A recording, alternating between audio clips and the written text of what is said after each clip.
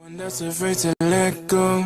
You decide if you're ever gonna let me know. No. Suicide. If you ever try to let go. Yeah, I'm sad and low. Yeah, I'm sad, I know. Yeah, who am I? Someone that's afraid to let go. You decide if you're ever gonna let me know. No. Suicide. If you ever try to let go. Yeah, I'm sad and low. Yeah, I'm sad, I know. Yeah.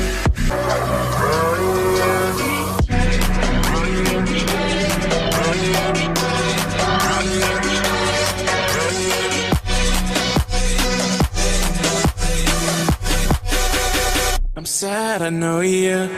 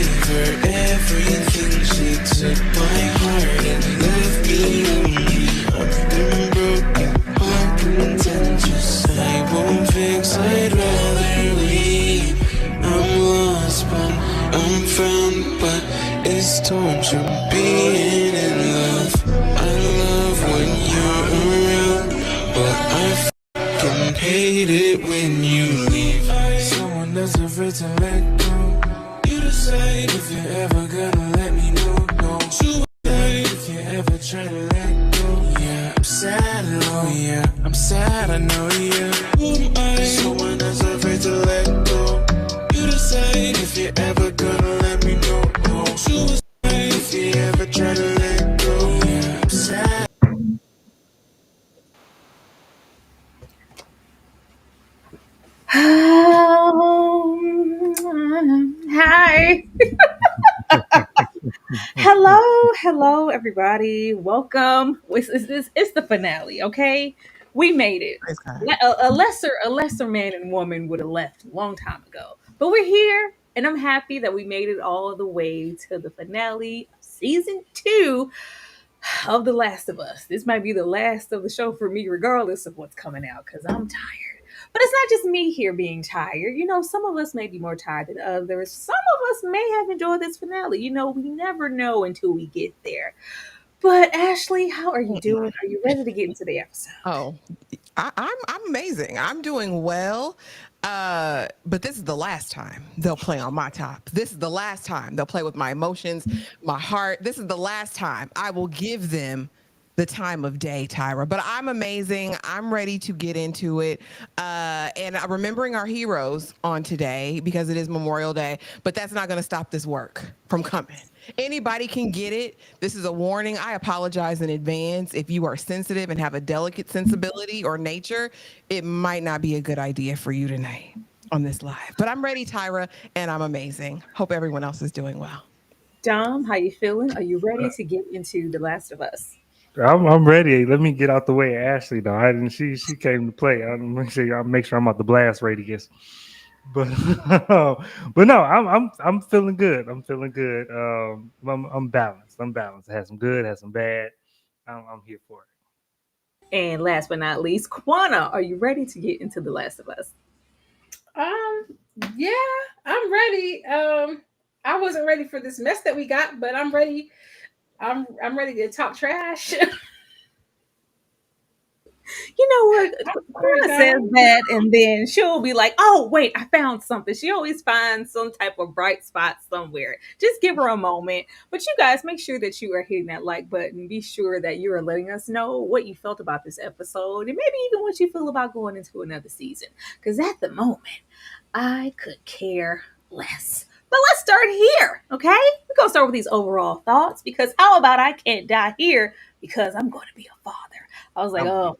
Famous last words, Jesse. I was like, oh God, I know you ain't gonna make it. You're definitely not gonna make it talking like this, Jesse.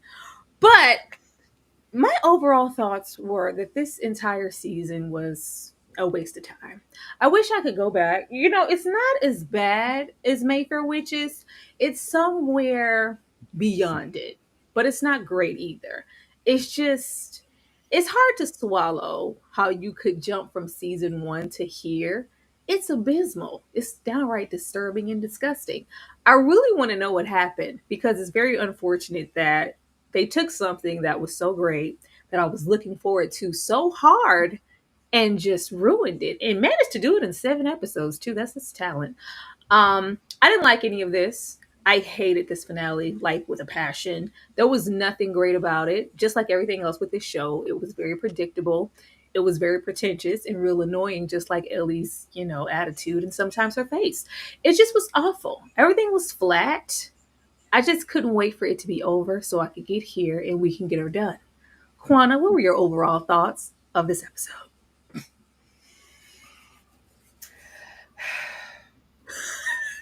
Sigh. I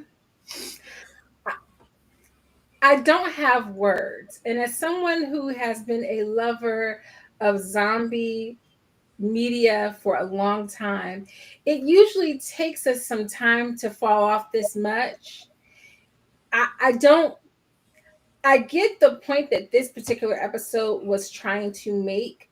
The problem is that they dragged it. Really was like 2 semi-decent episodes at the beginning, and then 4 episodes of filler, and then this. It took a long time to get to that. R.I.P. Jesse. I don't know what else. There's nothing else. There's nothing. I have nothing. I haven't found it yet, Tyra. I haven't found it yet. There's still time. There's still slides to be slid. There is. Ashley, overall thoughts of this episode? It was terrible. It was abysmal. It was gross. It was vile. You know what? You know what it is? You know what happened? I'll tell you what happened, Tyra. This is what hubris look like. This is what happens when you get the big head. When you think, oh, we made beauty, we made artwork. So this second season, I don't have to do too much, and it's gonna eat because I'm him, I'm her. Neil Druckmann, we should have words. We should have a personal conversation after this. No, it was not the Last of Us that they have made us accustomed to, right? I didn't see a clicker. I didn't see a stalker. I didn't see a bloater. I didn't see no fresh action. You gave me a shipwrecked Ellie. You gave me a Decimus Maximus child, right, with the thumb down. You gave me almost hanging unaliving, which ended before it even started. You gave me a damn Jesse who is apparently a super swimmer, a super soldier of some kind who went out. You gave me an unaliving that didn't even have the stank on it that I needed to be a revenge kill. I hated everything about this episode. I hated the lackluster performances. I hated the way that it dragged. I hated the arbitrary stadium at the end with this whole Soylent Green moment. I hated everything about this from start to finish. I hated the look on Ellie's face as soon as we walked in. I hated it. I hated Jesse's fake annoyance. I hated him acting like he pretended to care. I hated Dina. No, I don't need any meds. I hated everything about it. I cringed. I clutched my pearls. I might have even said a few cuss words. I hated. I hated the performances. I have nothing good to say, and we'll get into all of it, but I have nothing good to say, Tyra. Hated it. But yeah, this is hubris. This is what happens when you smell yourself. This what this is. Yeah. Dom, overall thoughts of the episode. You'll make me follow that. All right. I'll call you first. Okay. Let me start by saying the things I didn't like before I wade into the water. This episode was I did not hate this episode. I don't think a lot of the things that this episode gave us that I think did well, but the problem is I don't think it built up to it. Because the rest of the season still happened, and so I don't think it earned a lot of this stuff. But what I liked was the fact that now I don't know the games, and I'm on record saying that I don't care how accurate it is. Just tell me the story. And so whether or not it's a deviation or not, I like the fact that I like what they did with Ellie. Yeah, I like that it was atypical. I know, but I like what they did with Ellie, and we can get into it as we go through the episode. But the arc that they gave Ellie, this episode put it in a different context for me, and I looked at it differently.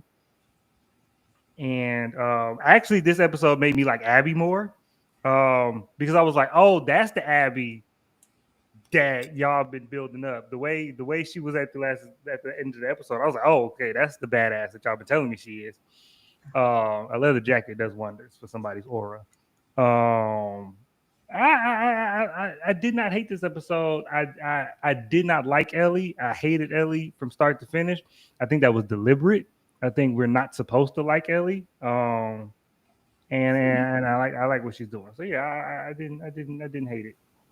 The way you dug for all of that should be studied because hell no. Thank you so much, Dane, for the $2. Salute people. Tower back with her Cricket Wireless. If anything is skipping or messing up, it don't have nothing to do with me. And I ain't had a Cricket Wireless since the 5th grade. Okay, mind your business. Yeah, Dom, hold that line. Somebody on the panel has to hold it. You made it your job this entire time. Keep holding it. Don't give up now. We've made it this far. Because the way I can't even be mad at you because you dug for that. It felt like it hurt for you to say it, but we're gonna just act like it didn't happen. We're nursing wounds here. I was like, oh, we gotta really sit here and look at Ellie's back, but Jesse's standing there like, oh, so you hoes think I'm stupid, huh? I'm putting cases on all. So y'all really think I'm stupid? Y'all really think I'm stupid? I was done with this season already. I was really, really done. I think that episode, I don't know if that was 5 or 6, where I was like, I feel like we are going to have Ellie get to the point and kind of have a change in the trajectory and the cycle and this complex of, well, I'm not that, and I'm going to get here in front of these folks and not actually kill anybody or have intentions to kill anybody, especially when it comes to Abby. And that's exactly what the hell we got here. This was the beginning of that for me because we're nursing the back and are you okay and this and that and this, I just beat her and got this, this information and all of this, and I don't like who I'm becoming. Like, wasting our time. Ellie, I could give a damn. Dina, please go away. Like, the best thing that could have happened was just a nuclear bomb just dropping right on this theater so everybody could just be put out of their misery. I just hated all of it. It was just to see Jesse, because we only brought Jesse back here just so we could have somebody pack Dina's ass back to that theater because she couldn't do it. The man in her life couldn't do it, so we needed to bring Jesse back just to do that. But now that we've done that, we really don't have any more use for you and all this. I don't want this, and I don't need any. Yeah, okay, whatever. But bottom line, if you're watching, Jesse is probably the brightest one in this bunch. I'm putting 2 and 2 together. You don't want this, you don't want liquor, you don't want this, and you just have to live like you have a different purpose than you had before you left. Yeah, I'm gonna be a father. Are you serious? I was done with the episode before it started. Quana? The problem, I like Jesse. I like Jesse. Because you got to have people who got some good common sense in these kinds of environments. And we have unfortunately seen the unraveling of any kind of common sense that Ellie may have had. And Dina only has common sense every other day. So I like Jesse. The problem I have with what they did here was they tried to make it be this, love triangle dynamic. And then here comes Jesse Trump saying, you know what? I really don't care.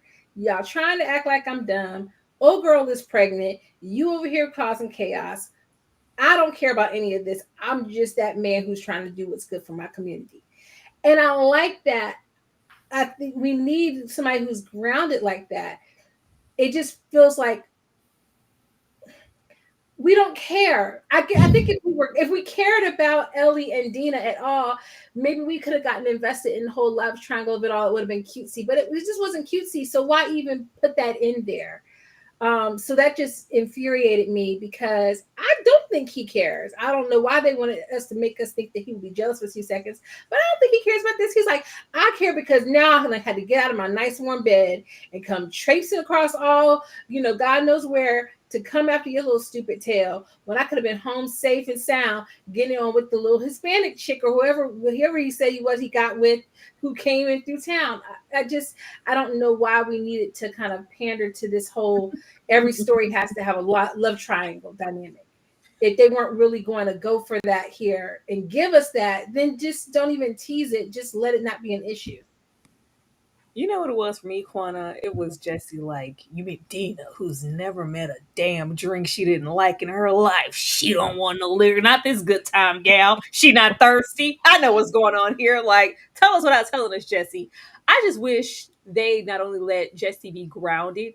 I don't know. There's like a tendency to kind of not emasculate the man, but try to always make sure at all times they are on the same level. Like we have to pretend in our minds that Ellie and Jesse are on the same level mentally and physically, and we have the same capability. Because I could be a dad just as much as you can. Matter of fact, I can protect my woman just as much as you can. You can't. You can't, and I just can't. The only thing that would have made Jesse better, because I think if you were paying attention, we knew Jesse wasn't making it out of this episode with all those damn red herrings, is if he really laid into her. If he would have looked at Ellie and said, are you stupid or what? Like, let him go off on her. Let's really go toe to toe. If you want to be that, let's do that. I'm not about to pretend with you and handle you with kid gloves. Save your life, but in the same breath, have you tell me why you're okay and why you don't need me. Girl, get the hell out of my face. Damn, I'm gonna come to you because you be acting like you don't like to go after Ashley.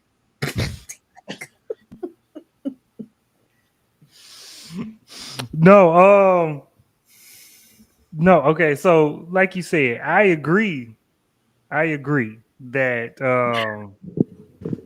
I agree with all of that. But I think that what I think is different is I don't think the show is trying to tell us or make it seem like Ellie is on the same level as Jesse. I think Ellie is. I think, and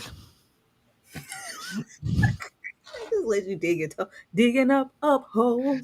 well, no, because I think, and I like the fact that even everything Ellie says, the show never backs up, and I think that's the difference and the distinction, and why it's showing Ellie in a specific light versus the show like promoting this point of view, because Ellie wants to be the top dog. She wants to be just as strong as all the men in the compound. She wants to do everything herself. She wants to be responsible. She wants to be seen as mature. But at every crossroad, at every juncture, she doesn't. And it's proven wrong. And it's proven that she's not as capable as she wants to be. And every time somebody got to come and save her.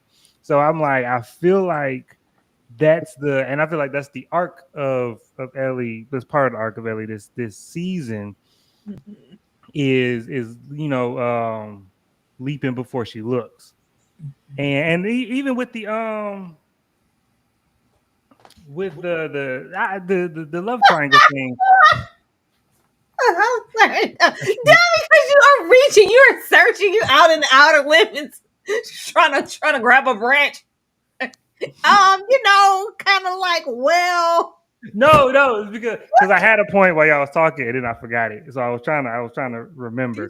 But no, I just think that the show, I think that just because a character says something, even the main character, just because they do something, say something, that doesn't mean that the show is co-signing or saying that it's right. That's just that character's point of view, and the character being woken up or getting a reality check is part of the arc and part of the growth. And I think that's what we see Ellie get to at the end of this episode, is she realizes that she's not on Jesse's level. And I don't think, that's what it was, because I definitely don't think the men get emasculated in the show. I don't think that the women get artificially propped up either. I think it's just Ellie. I think it's just Ellie that wants this position. She wants to be Joel. She wants to do everything that Joel did. She wants to be just as capable as Joel was, and you're not. And she don't like anybody telling her that she's not. That's why she got upset when she was training and old dude hit her. And he was like, yeah, I did pull my punch. He was like, don't do that. She got overly offended because this grown man would have slept you with one fist, and she got offended at that she needed that handicap. And so I think that's Ellie's point of view, but not the show's point of view. That's all I'm saying. Every single cast member, every other person surrounding Ellie feeds into that narrative. So I don't know what you're talking about. I don't think so. I am going to read this super chat.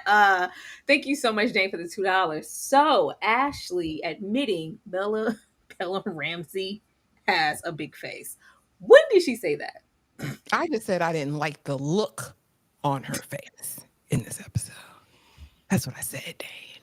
She don't have to admit nothing. I'll say it. She does. She has a very big face. Big face, big thumb. Looks like a foot. Makes it right. It's one of those faces like a Glenn Close, Meryl Streep face. It's like a particular face. That's the celebrity. That's the celebrity you want to compare her to, right? That's okay. That's right. Anyway, Ashley. Mm-hmm. Yes. Yeah. No. just absolutely not. So here's the problem and the issue with Ellie's character as a whole, because I saw in the comments, I was reading as everyone was talking, and you guys are like, well, this is the game, this is the progression of the game. It's not so much the material, it's in the execution for me. It's in the acting, it's in the execution, and it's the placement and the storyline of it all for me. With Ellie's character, by the end of 2 seasons, I expect her to be way more developed than she is. There has been almost this pattern of regression that I've seen in her character from the end of season 1 to now, basically all of season 2. And I could chalk some of it up to grief, but this other part is just stupidity. I think the story suffers as she's on this path to self-discovery. Because here's my thing. If you're going to be what we say, John Wick, if you're going to be the Terminator, if you're going to be out here getting it back in blood, I need you to be fully committed to that thing. If you are going to be top cop and the man of the house, I need you to stand on business when Jesse comes, not tow down like, oh, okay, Jesse. It didn't give the Ellie we even saw in season 2, episode 1, where she was in that fighting scene. Like, Jesse, what did I tell you about doing that to me? Don't do that. It gave, oh, I'm sorry, Jesse. You're the man. You're right. I'm not cut out. I need Ellie to pick a lane and stick to it. And Dom will probably say it's because of her age, it's her post-adolescent idealistic phase.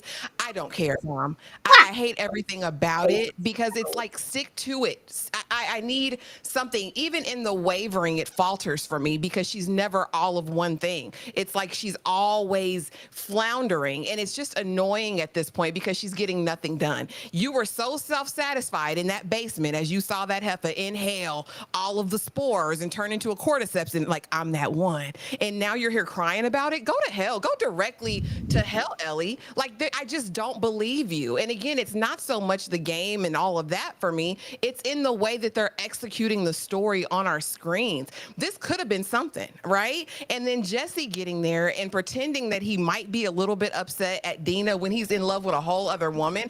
I didn't need the discourse. I didn't need the awkwardness in the conversation. I'm not going to die for them, Ellie, and I'm not dying for your ass. I'm taking Dina back right now. I didn't need any of the subtext here. Get it over with, and let's get to the damn island with Abby and the other 90210 Avengers. That's all I needed. I didn't need any of that, and I feel like when you're giving us the finale, not only should we have a cliffhanger, there should be suspense, and there should be a pace and a momentum to the episode, and this was just dumb all the way through. I did not care all of the way through. And that's really my ultimate problem with Ellie. I went from adoring this character, caring about her journey, where she was going to end up, how she was going to make it, how we're going to get this retribution mission, how it's all going to be accomplished. And like Tyra said, in a matter of 7 episodes, they managed to ruin it completely. It took me 4 episodes in season 1 to like Ellie like that. You know what I mean?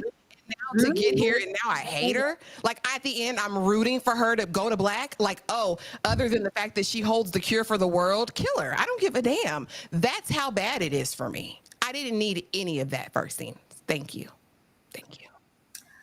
Dom, from you, I would like to know, and y'all let me know if I'm still lagging in that chat. I do not know. I can't tell on my end. Why did this turn into the CW, and why did we need a love triangle? Because from my understanding, all of these things that we really don't like, you guys are saying, well, that's not even in the game like that. Like, well, Jesse's really not that important in the game. Dina was never actually here in the game. Why choose this? Because this is very CW and very off brand for the Last of Us universe. Why are you trying to take us over there and be teenagers? Huh? I know I'm gonna get killed for this. I reject the premise that it turned into that. I don't think that the love triangle thing lasted any significant amount of time before it was immediately erased. Like, we thought that that was what Jesse was upset about until he talked about it, and he was like, actually, I don't really care, and he explained why he's actually upset. Ellie thought that, and that's the thing. The show is predominantly from Ellie's point of view, so we're getting a lot of information filtered through her perspective, and so we don't learn a lot of stuff until it's told to her. He didn't care. He cared that Ellie got everybody over here, and he don't even know that Ellie lied and got everybody over here under false pretenses yet. But the fact that she was selfish and got everybody over here and put everybody in danger is what he's upset about. And surely after he found out he got his unborn child out here in danger, that's what he's upset about. And as soon as the confrontation came, that's what we were revealed to. It was just Ellie. Ellie can only think about things through a certain lens, so that's the lens she thought about it through. Well, this was very much this for me. And I don't even care if it was here briefly. It shouldn't even exist. We should even have time for this. Like, why? And I don't want you guys to misinterpret us wanting to care about Ellie, her arc, with her needing to be likable. Some of my favorite characters are the most disgusting human beings ever. If you look at Joel, in a sense, Joel isn't the most likable person either, but he has attributes to go, you know what? I can't stand this about Joel, but I love this about Joel. This is outweighing this one thing. There's nothing about Ellie that I like at all. Not even a little bit. And even if it was just like, oh, that is crazy. But when it comes down to it, Ellie's going to handle business. Ellie's good at combat. Ellie's good at something. What are you good at? What are you useful for besides getting bit? Like, I don't know. Like, she doesn't need to necessarily be likable, but we do need to hold a certain interest for her. Ellie is our lead. Come on. Ellie is the lead character on this show. As much as y'all want to tap on Dina's shoulder, or well, where's time? This is about Ellie at this point, and we're shifting it from the looks of it to be about somebody else in the next season, and I can understand why. But at this moment, we are supposed to be solely focused on her journey, and what she needs to accomplish, which was at the start getting revenge for this man that we way beyond that. At this point, it feels like we lost the plot. Like, why are we even here? We're trying to get back to it when we spent 5 minutes dancing down Main Street for episodes, having a good time, and having sex and doing this and doing that. Yeah, whatever.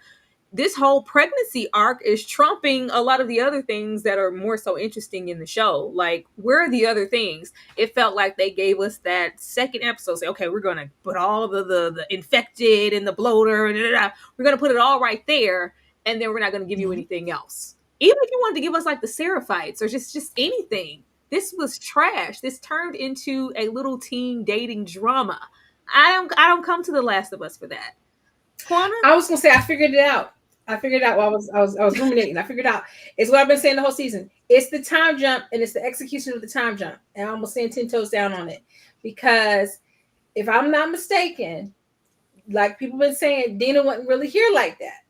And I think in giving us the time jump the way that they did, instead of figuring out a way to show us more about what their life was like in Jackson over the 5 years, and perhaps showing Dina and Ellie's relationship having been in some type of development prior to episode 1 of this season, because we didn't really see her like that. We don't, it was like episode 1, boom, we got to make this a thing, and somehow between now and then she is in love. And we know that Ellie is someone who she was very reserved in giving up affection.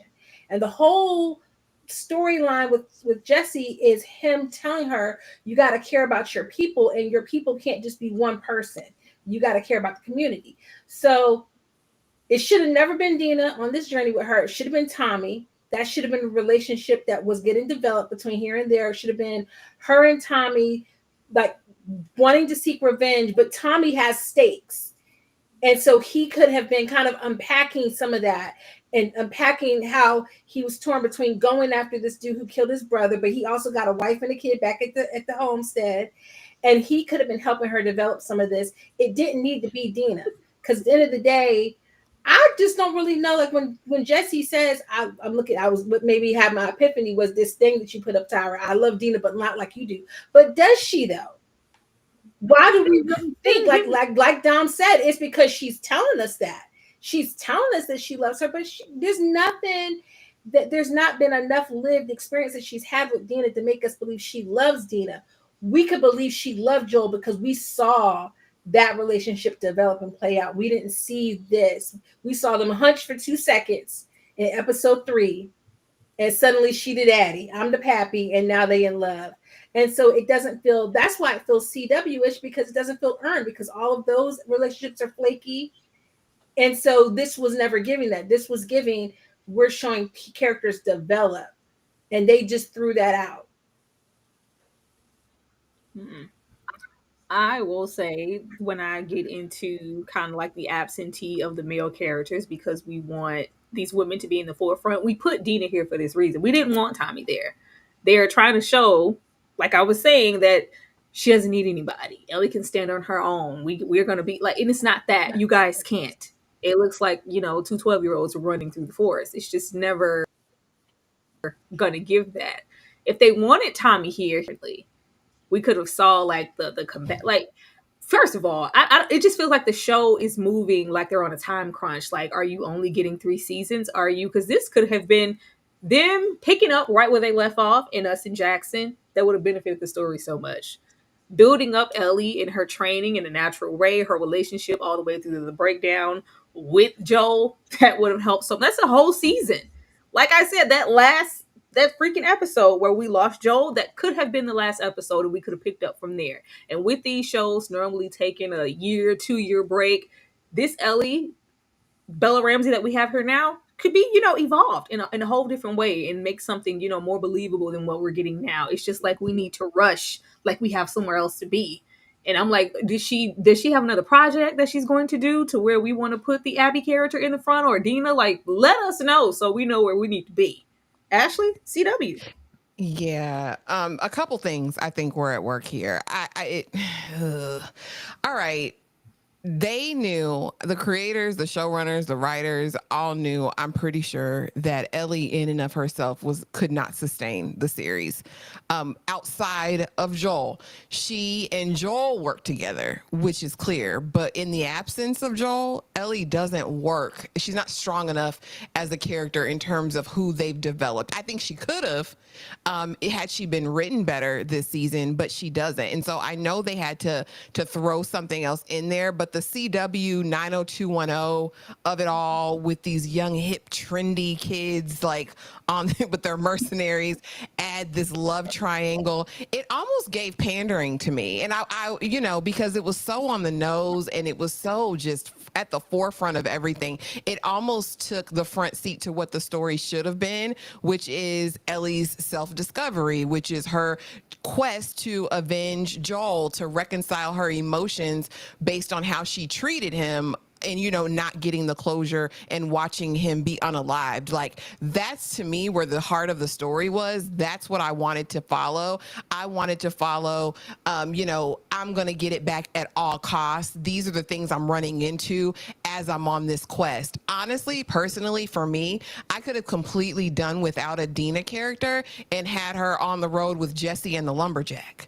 Her, Tommy, and Tara would have worked for me. Anybody would have been more compelling to service Ellie, because honestly, not for nothing, no disrespect to Merced, Dora, Dina, the actress who plays her, but when you have 2 flat characters, it just does not work. I think that in order for Ellie's, and like you said, guys, it's not about us liking her per se. It's about us feeling something for her character and wanting to see a well-developed character go through the story of the show, and that's just she doesn't give she was not strong enough on her own, and Dora the Explorer is not either. And you had all this talent. You have evil Kevin McAllister's mama, you had a Tommy, you had a Jesse, like I said, even the damn lumberjack, even Tara over there, which were wasted a ton for me and would have made, to me, better ride out partners, because then we didn't have to contend with you dealing with your love sex emotion, love sex robots, Tyra. We didn't have to deal with that on the road then.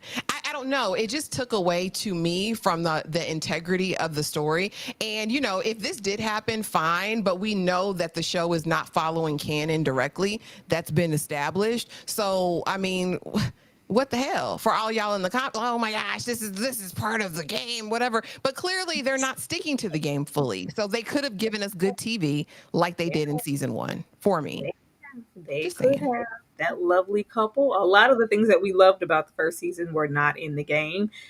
It just felt like this season, you know, and I would never go like the message, but it did feel very messagey. Like we want, pride and Ellie's sexuality, and I can be a dad too, even in the apocalypse, in the forefront rather than the arc of vengeance. It was just, what we're here for. Like, let's go. Thank you so much, Inez, for the $5. Ashley, facts, Ashley. I wanted Ellie to be strange fruit. From poplar trees. You hear me? From poplar trees. Yes. All that. That would have been nice, but we wanted it to be a CW show. I was like, why are we here? We don't care, and he don't care neither. This pissed me off. I wanted him to snatch her down and punch her in her fucking face. Like right in the nose. Remember when you said she was in the barn? Like, no, hit me with your full force. Like, hit her with your whole fist, because sit your whole ass down. This made me mad. We already got certain things established on the walk in Dina in the pregnancy. Oh, you were guessing? Oh, well, yeah. Let her tell you and just let it be natural. I didn't mean to say anything about that. All right, just shut up and stop talking. We get here. We already have her picking up a book for her son. I don't know, whatever. We get here and the Seraphites, one of them, a young Seraphite, is being captured by the wolves. And you're going to take your happy ass over there and do what? And give away our location. And do what exactly? So you sit down. Oh, he's a wee lad. It's a chat. Like, I don't know why we're having all these stupid inconsistencies with her character, because this is the same Ellie when that little girlfriend of hers got shot with the arrow, and when she saw those guts being slid out of a wolf, she could barely breathe because, oh, it's really real out here. You were going to do what? This I'm better than you kind of, not even superior complex, but I have this morale to where we're only killing these sort of people and I'm only doing this. And at heart, it's really about no, I really wanted Jesse to lay into her ass. I love how he said, oh, I ain't vote for you. I ain't vote for none of that madness. I voted against you because this is stupid. And this was always about you. I just wish that she would swallow that. I thought when we stood up and gave that speech and we knew it was fake and we knew it wasn't Ellie, I thought that was where it was going to stop. The moment we got on the road and got on the back of Shimmer, I was like, yeah, remember Shimmer? He's all right. Did you go feed him last? Like when she's over there harboring, oh, well, how did you find us? How did you get because you guys, were so stealth, it was so hard to find you. But it's just like this was always a selfish situation. It's never been about community. It's never been about anything. Like, why would I sign up for this? The best thing we could do is go find Tommy and go the hell back home. Like, I really don't like this character. I really don't like this character. And it would be different if you were that girl, if you could go out there against all 6 of those wolves and handle business. No, you're not that. It's never been that. What you're going to do is go do what you always do. Step out on faith, be a goddamn liability. Then I got to bring my muscle-bound ass over here to save you. Like, I don't want to die. It's like, I don't want to die. I want to go home. I have things to live for at home, and I might, be a whole dad. I don't want to go home, Ellie. I don't want to die here with you or for you. Let's get the hell out of here. We have her establish how she's so different. And then we have the conversation of Tommy's here, where Abby's there. Well, Tommy would have wanted me. You don't know that. You don't know that. I would have loved for Tommy to have been here on this journey, left Dina where the hell she was, and we have moments of just, spat and conversation and like, oh, we're not going to do that because I'm not Joel. I do this and we're going to do this. Like, that would have been so full. Like, get some tension because goddamn her and Dina are the same goddamn person, minus a couple of pieces of hair. I didn't like this. I did not like this, and the best thing that could have happened was for him to punch her in her face so we can really feel it. Okay. How many hairs grew in your balls just then when I punched you in your face for being stupid? I didn't like it. Stop doing this. I was irritated. Ashley. Yeah. You know what? This is another failure of the show for me because I enjoy when a character is self-righteous and then is in a situation where they come face to face with that of all the things that I wouldn't do and I couldn't do because I'm this, and then turn around and do it. But it was bad. It was so bad. Y'all, it didn't land, and I'm not going to tell y'all how to do it, but I can tell you Handmaid's Tale did it over there. They did it for a couple seasons. They showed you how to do it right. So I would go over there and take some notes because it could have been special. I think they've had so many opportunities in the story to really make compelling TV, and it's all felt flat. Cause what is you doing? You finna jump out. You big and bad. You finna go against the wolf pack, who all have semi-automatic weapons. You can't see what's outside around this corner. You hear them talking though, don't you, Ellie? But you Billy Badass. You're gonna jump up and you're gonna take them down, are you? Because it's just a kid, Ellie. You're a child, ma'am, sir. You're a child. It's so infuriating to watch her character. I too wanted Jessie to be from the Slap-a-Ho tribe and just give her a good one. Like, wake up, ho. Wake up. What is you doing? Like, what are you doing? Because ultimately, any revenge mission, which is why I respected John Wick, right? Because he goes out and does it independently because he's capable of it. Ellie was never capable of this. This was always going to be a widow-making mission for anybody who went alongside her. Now, what I was hoping was that Dina would get gangrene or sepsis or some sort of condition and that she would end, right? Because they have no problem killing pregnant women, obviously. So why not take her out if we're going to have all this collateral damage? Because that's what comes when you're on one of these vendetta missions. The person who has to accomplish the mission, they're always safe. It's the people who come up beside them and try to support them that are the casualties of war. I hate how this was so on the nose with Jessie. I gotta live for my son. I'm not gonna die for them, Ellie. I wanted him to say, I'm not gonna die for you either, ho. Like, let me just knock you over the head, handcuff you, put you on the back of Shimmer, and let's ride on back to Jackson. Because no one's finna waste time with you. And it even gets worser as the story goes on. Of course, when we talk to Dina and she explains what Joel did, oh, we're going home. So, ho, you could have been gone home. Like, what are we doing here? This was such a waste. If you have a singular focus, Ellie, and your focus is you want to avenge Joel because through the ups and the downs, he was your father and you loved him, stick to that. All this extra, and girl, go back home. Go back home to Jackson and play that moth guitar and get out of everyone's hair and business and don't get nobody else unalived. I felt like this was dumb. I too was angered, Tyra. Because what you gonna do, Ellie? Hit her in the face. Hit her in the face. I just want to keep that same energy. You want to be one of the guys, I'm gonna punch you in your ish. Because what you're not gonna do is jeopardize my life. But this will be that same show that'll feed us this whole ass propaganda. And then if he punches her in her shit, I'm a girl. Get out of my face. Dumb. When this episode ended and I was kind of writing out my thoughts, the first thing I wrote was can HBO, can a show sustain itself if the main character has no redeeming qualities intentionally? Like, it's not like, because I stand on the fact that I think all of this is intentional and deliberate, and they want Ellie's character to be characterized like this.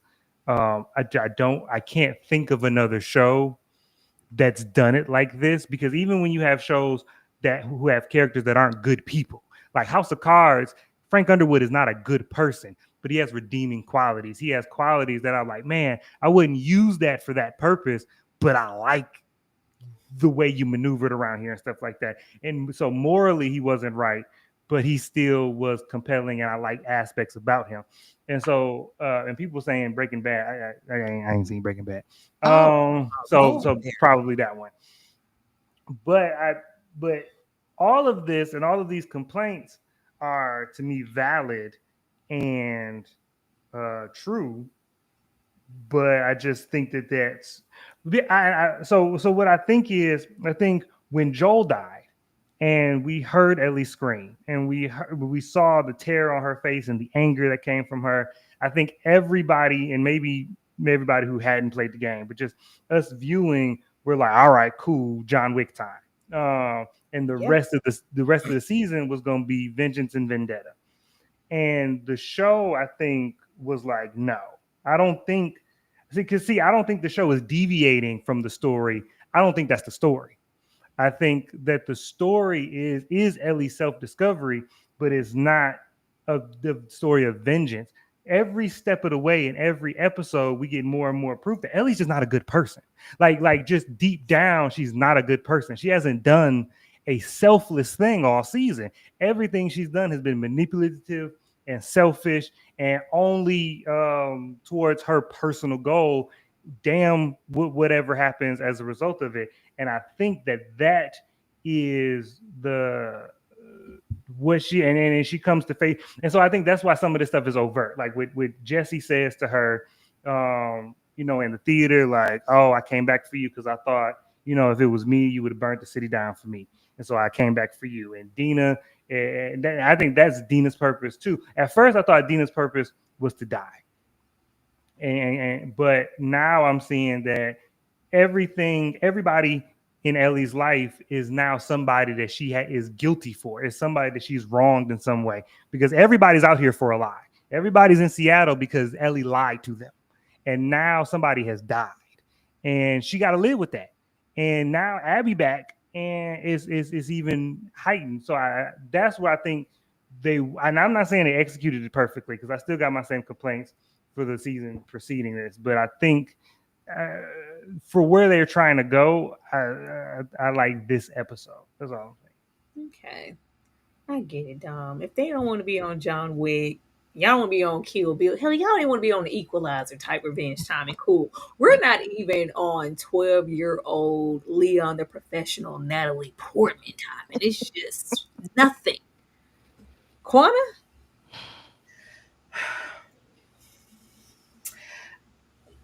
I can't get over this. I can't get over the time jump, because growth would have happened, and I can't get past it, because I just feel like it's that just really, for me as a viewer, it makes it really hard to believe. It's like our girl has been in standstill for 5 years of growth and development, and that's just not how life works. This is a character that we saw in season 1 have a great deal of development, learned how to trust, wanted Joel to take chances on other people and to be supportive, and she wanted community and all of those things, but she was also very reserved and very cautious. And then we have 5 years, and now here we are, and I don't understand the decisions that she's making. You are ready to be a daddy. You just listen to this man say, I got to live for my kid. And the first thing that you want to do is go run off half-cocked on somebody to help somebody when you got 6 people with weapons that can take you down. You're not even that good of a shooter. That's another thing. It's like, she's not even that good of a shot, if we're being 100. So it's like, what gifts, what skills do you think you have that would make you deliberately just go off? At what point is there some growth and development? And I think that's the problem I'm having, is I think that there was a trajectory of growth, and now we've completely reversed.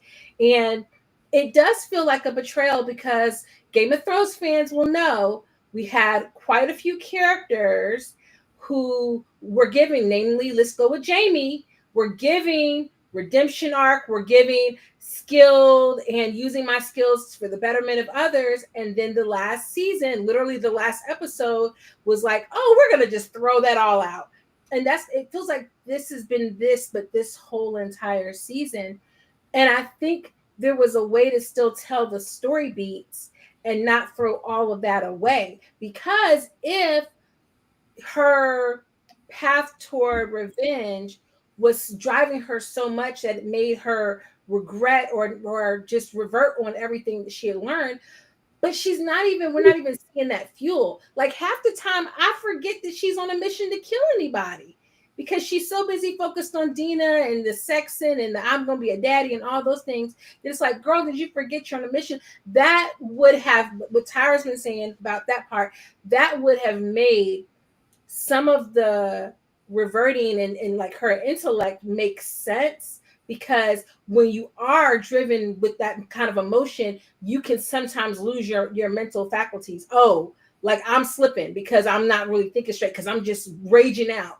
But really, where has she been raging out? So when she was about to run off, I was just like, girl, please just get shot already. Like, Jesse, just let her run off and get shot, and you just stay hidden. Don't nobody need to know that you're with her.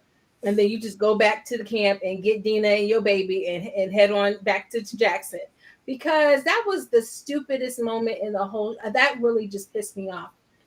And we've already seen the scars. There was really no need, especially for, like, okay, what was the point of that scene aside from him telling her stuff that he already said when they were at the library? Really, it really wasn't a need for, or I guess on the way to the library, I don't know, I can't even keep up with everything that's happened. It just didn't feel like there was a need. She'd already seen the scars. She already knew that they were disemboweling people. Why did we need to have that moment? It just felt wasteful, because what is the payoff if we don't get really an idea of that towards the end of this episode? And now we have to wait another year or two for there to be a payoff from that moment. So it just really, that part got under my nerves. Made me want to crash out for real, if I'm being honest. I don't know. After it's all said and done, I really feel like all of this has been intentional. There's no way in hell you give us the first season and then give us this. I think they want to discard of Ellie, discard of Joel, and give us something totally different. I don't know if it's just Sarah Fights Abby and Jeffrey Wright and whatever else, but I think they're trying to transition into an entirely different show. Because the way they threw these characters in the garbage can and didn't care, this was a careless season. I think that's why it's just like, let's just go and kind of wrap it up in the best way we can, try to give them some satisfaction, because they did, travel and care about these characters for that first season. But we're not trying to focus on that anymore. I don't know if it's just Pedro and his check, or if it's just Ellie wanting to move on to something to the actress. But yeah, I think we're moving on to greener pastures. But yeah, you shall not pass, ho. Why is she still alive? Why is she still alive? I told y'all I was irritated with this being June 2.0 in Handmaid's Tale. Y'all didn't earn that to be June 2.0 just yet. Y'all not even that knee deep in the storyline yet for you to have this much goddamn plot armor. It is crazy. But Moses is out there parting the Red Sea. After she told him, Jesse, I'm going to do what I want to do anyways. Like, I hope you make it back. I hope you stay alive, because I'm going to get Tommy. I'm going to put him first, and we're getting the hell out of here. She takes it upon herself. Child, raining, the seas are roaring. We're out here on this rowboat from hell. I was like, girl, what do we just die already? There's no way you're making it. There's no way. But now she's a Navy SEAL. The whole boat tips over, all washed ashore. Oh God. Yeah, I finally sure, because we've been stealth all this time. When this little baby Scar saw her and she's captured, she's like, hey, you, tell them I'm not a wolf. I was like, how? I don't know you. What the hell do you want me to tell them? The gutter. Kill her now. Like, down. What do you want me to tell them? Oh, I just saw you wash up. Like, hey, tell me. Ellie against these elements was extremely laughable.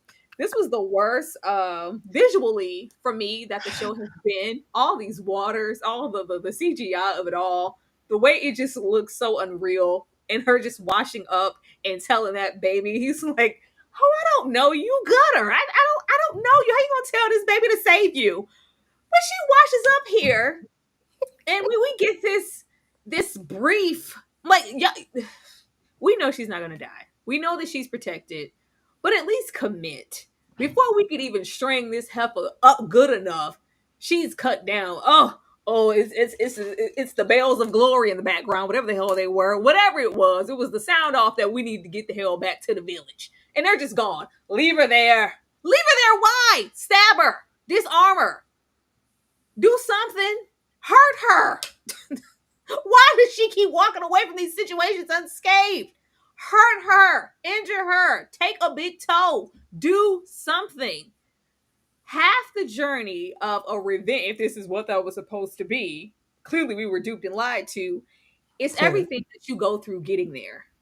Everything you had to fight through getting to where you need to go. I think everybody wanted their best chance of this episode to be Ellie going into a building, that building that they left off of last episode, and we're going up. It's a domino effect. I'm making my way to Ellie or some way to Ellie, but I'm dropping bodies. At least, if they wanted to fake it and have her turn into a sniper killer out of nowhere, I would have took it. Y'all doing everything else, but it's just not that. This was just very, very comical to me. But dumb ho, you shall not pass. Why is she still alive? This scene was hilarious because one, the CGI landscape skyline, the PS2 graphic skyline was crazy, but also before we even get to the surfer wave, I don't know. Does the HBO think nobody's ever been on a boat before? Because you can't see. You're not going to tell me this lightning is lighting her way. You can't see nothing. She would have been halfway to California, trying to steer and direct herself on this dark water. You don't know up from down. Has Ellie ever been on a boat? Before the wave came, I felt like she would have died. But then the wave came, and I'm expecting her. Obviously, she's not dead. I thought that, but I had to check the timestamp. I was like, is the episode going to end there? But obviously, she's not dead. But I expect her to wash up on them rocks, half naked, because you got to shed your stuff. She had the backpack on, she had boots on. I'm like, how are you not at the bottom of the ocean? Like, what's going on? But I was just like, and if you gonna skip all of that and just be like, y'all know that she's not gonna die, we just trying to get her there, then just get her there. I don't know what we needed the wave for. She could have just pulled up on shore, got off the boat, and the little kid could have saw her, and everything would happen the same. And so I don't know what this scene, why they spent all this money on this bootleg CGI for us to see for the symbolism of her trying to get through a storm to get her revenge. It was funny to me. It was funny to me, but that was about it. It's not supposed to be, dog. I'm sorry. I didn't feel any tension. As much as I defend this show, I felt no tension, no dramatic foreboding. I knew she wasn't gonna get to this Ferris wheel. I was like, she ain't gonna make it. She ain't gonna die. We gotta add another 15 minutes to this runtime somehow. That's all I was thinking about. Quana, you shall not pass. What was the reason? What was the reason in my best Cardi B voice? What was the reason? This whole scene, I was here thinking, okay, they in Seattle, Pacific Northwest. Where is her rowing to? Where is she going? What is happening here? And then she washes up, gets snatched up. For what? Just for us to have her have this encounter with this. The only thing I can think, I guess this is a little bit prediction for season 3, is maybe momentarily she will link up with the wolves to take down. What is the point? What would be the point of this moment? The point of this is the same conversation she just had with Jesse about, well, that was a child. We should have tried to, do what we need to do to save him. If the roles were reversed, if the roles were reversed, just like we didn't help that person, if I wash up on the shore from Moses parting the Red Damn Sea and then breaking it back together and it clapped like an ass and I washed onto those waters, he's going to save me. He's going to spare me because I'm not a wolf. I'm actually a good person because I'm still a good person. We want to prove that Ellie's a better good person. And she thought this little boy was going to go, yeah, I know I've never seen you a day in my goddamn life, but I'm going to help you out and say you're not a wolf. Said gutter. I don't know her. And I think also, I don't know who else has been keeping up. I know Ashley has been keeping up with our other show, Handmaid's Tale. Handmaids did this scene so much better. If you haven't watched episode, what we on episode 7? If you haven't watched episode 7 of that, run back and watch that because they did this so much better. So much And better. it was payoff and it made sense and it was and then it was, oh woo, there's a noise in the background. We don't got time to continue to string her up and kill her. We gotta let her go because we can run off and like it takes that long. Tie that rope to a tree and keep it pushing. That like plot armor thicker than season 4 Handmaid's Tale with June.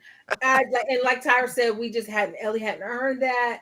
They just didn't need this scene. And then for the CGI to be bad in the background, y'all really didn't need this scene. It really didn't matter. We didn't need it. I don't know. I thought she was gonna be like Mr. Man, when Ving Rhames was in Rosewood and he was, strangling up there for his dear life. And he was like, "Go, Booker T, go!" And he was, it was all having a cackle. And then they turned around and he was like mysteriously down because he was tussling up there the whole time. I thought she was gonna have a man Ving Rhames moment in Rosewood, but it wasn't there. This wasn't that kind of affair. Party time. Ashley, you shall not pass.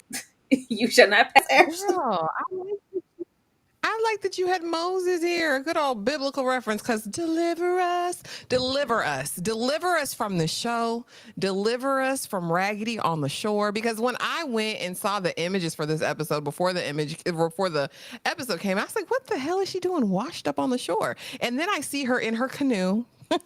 because revenge is that now all of a sudden a priority for her. The jackhammering of it all in the midst of the foolishness, that could happen, right? We had time for that.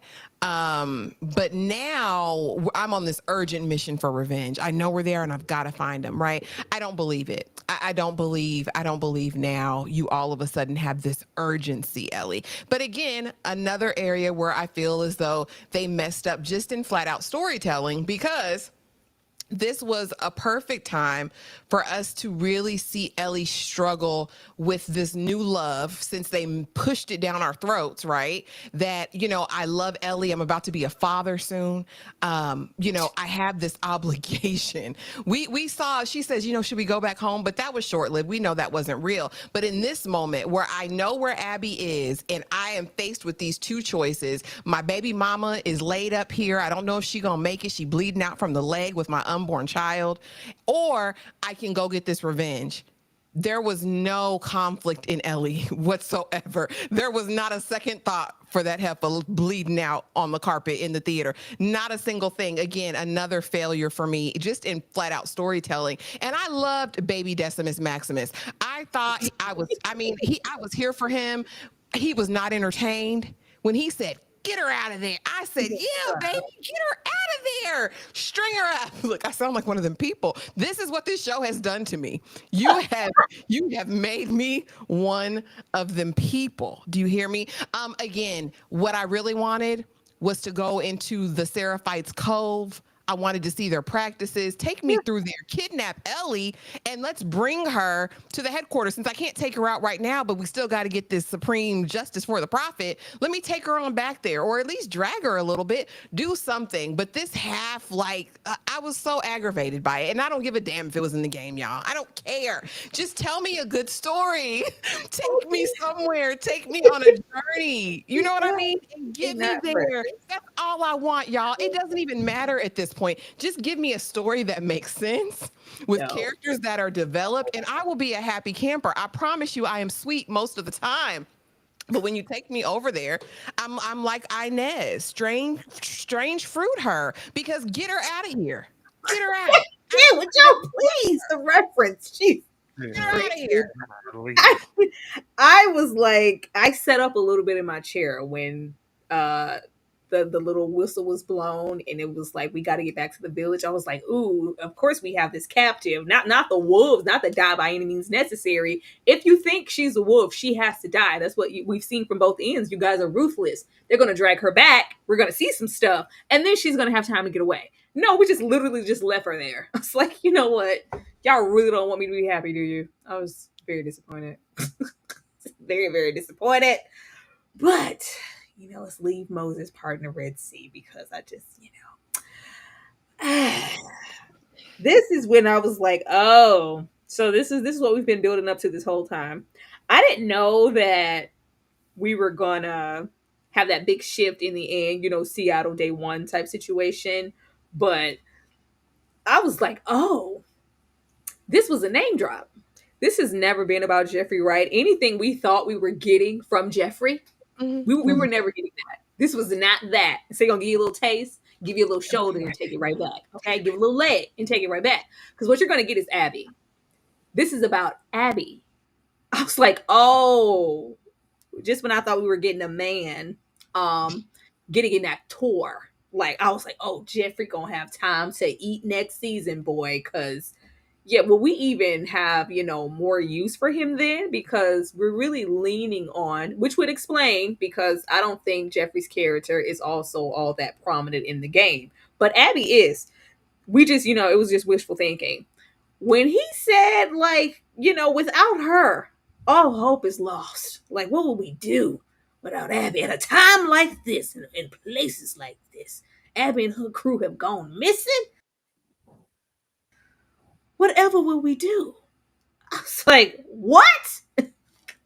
Oh, I was like, okay, so probably next season, we're definitely going to be spending a lot of time on Abby. So I never thought that she would die here, but I didn't think we would get like all Abby. But this scene confirmed for me that she was way more important than we were giving her credit for. And I know you guys, the game and stuff, I ain't played those games. I don't know. And so far, the show has been sorry. So I never know what to expect. But I was hoping, just with the caliber of actor that Jeffrey Wright is, we would get to spend some time with him and really revel in his villainy and all that good stuff that we saw with the scar and the pot and the stove. No, this is all damn near the season pretty much, if you wanted to, because even when we're getting into Ellie, her arc is damn near, am I becoming Abby? Am I as bad as Abby? We had moments of transitioning. It was like, girl, you get on our nerves just as much as Abby when we met her the first, couple of episodes. That's been her arc. This whole season has been building us up to Abby. What? I don't know how to feel about that. Quana? Diabolical that they would play in my boo's face like this. Why in the world would you have the Jeffrey Wright, the Basquiat? Why would you have Beatty from Daggone Hunter? Why would you have this man on the show and not give him nothing to do? I don't understand it. I don't understand. I don't care what, like you said, what the game was doing. Where are the people who have the Bible for what the show needed to be? And they said, here is the storyline we could develop without taking away from what his end goal needs to be, to give him something that he can bite his teeth into. You have somebody like Jeffrey Wright, and this is where your will should start spinning to how we can get this man an Emmy for a guest starring performance or something. He can't get no Emmy off of this, off of saying we need Abby. He can't win nothing off of that. I was so mad. I was like, okay, he's going to pop up and have something to do. It was literally it wasn't even a whole minute, maybe a minute and a half worth of television that we saw him on our screen. And it just felt so wasted. I guess just to convince us that Abby is as bad as we think she is, or that she thinks she is, but they could have just showed us that. We could have just seen glimmers. And I always go back to The Walking Dead. I know it's an imperfect show, but before we ever saw Negan on the screen, we saw the effects of what Negan was doing. Before we saw the Terminites, we saw the remnants of what they were doing, the clues along the way. There could be bodies that they could have been seen with Abby's call sign or whatever on it along the way to tell us that Abby was a bad bee. They didn't need to pay Jeffrey Wright however much they paid him and not give him nothing to do. But I mean, cash your check, boo boo. I'm happy for you, because we always like a check over in these parts. But I'm just gonna have to, I guess, hold out till the Spike Lee movie comes out, because that's the only way I'm gonna see him in something that is worthy of his acting prowess.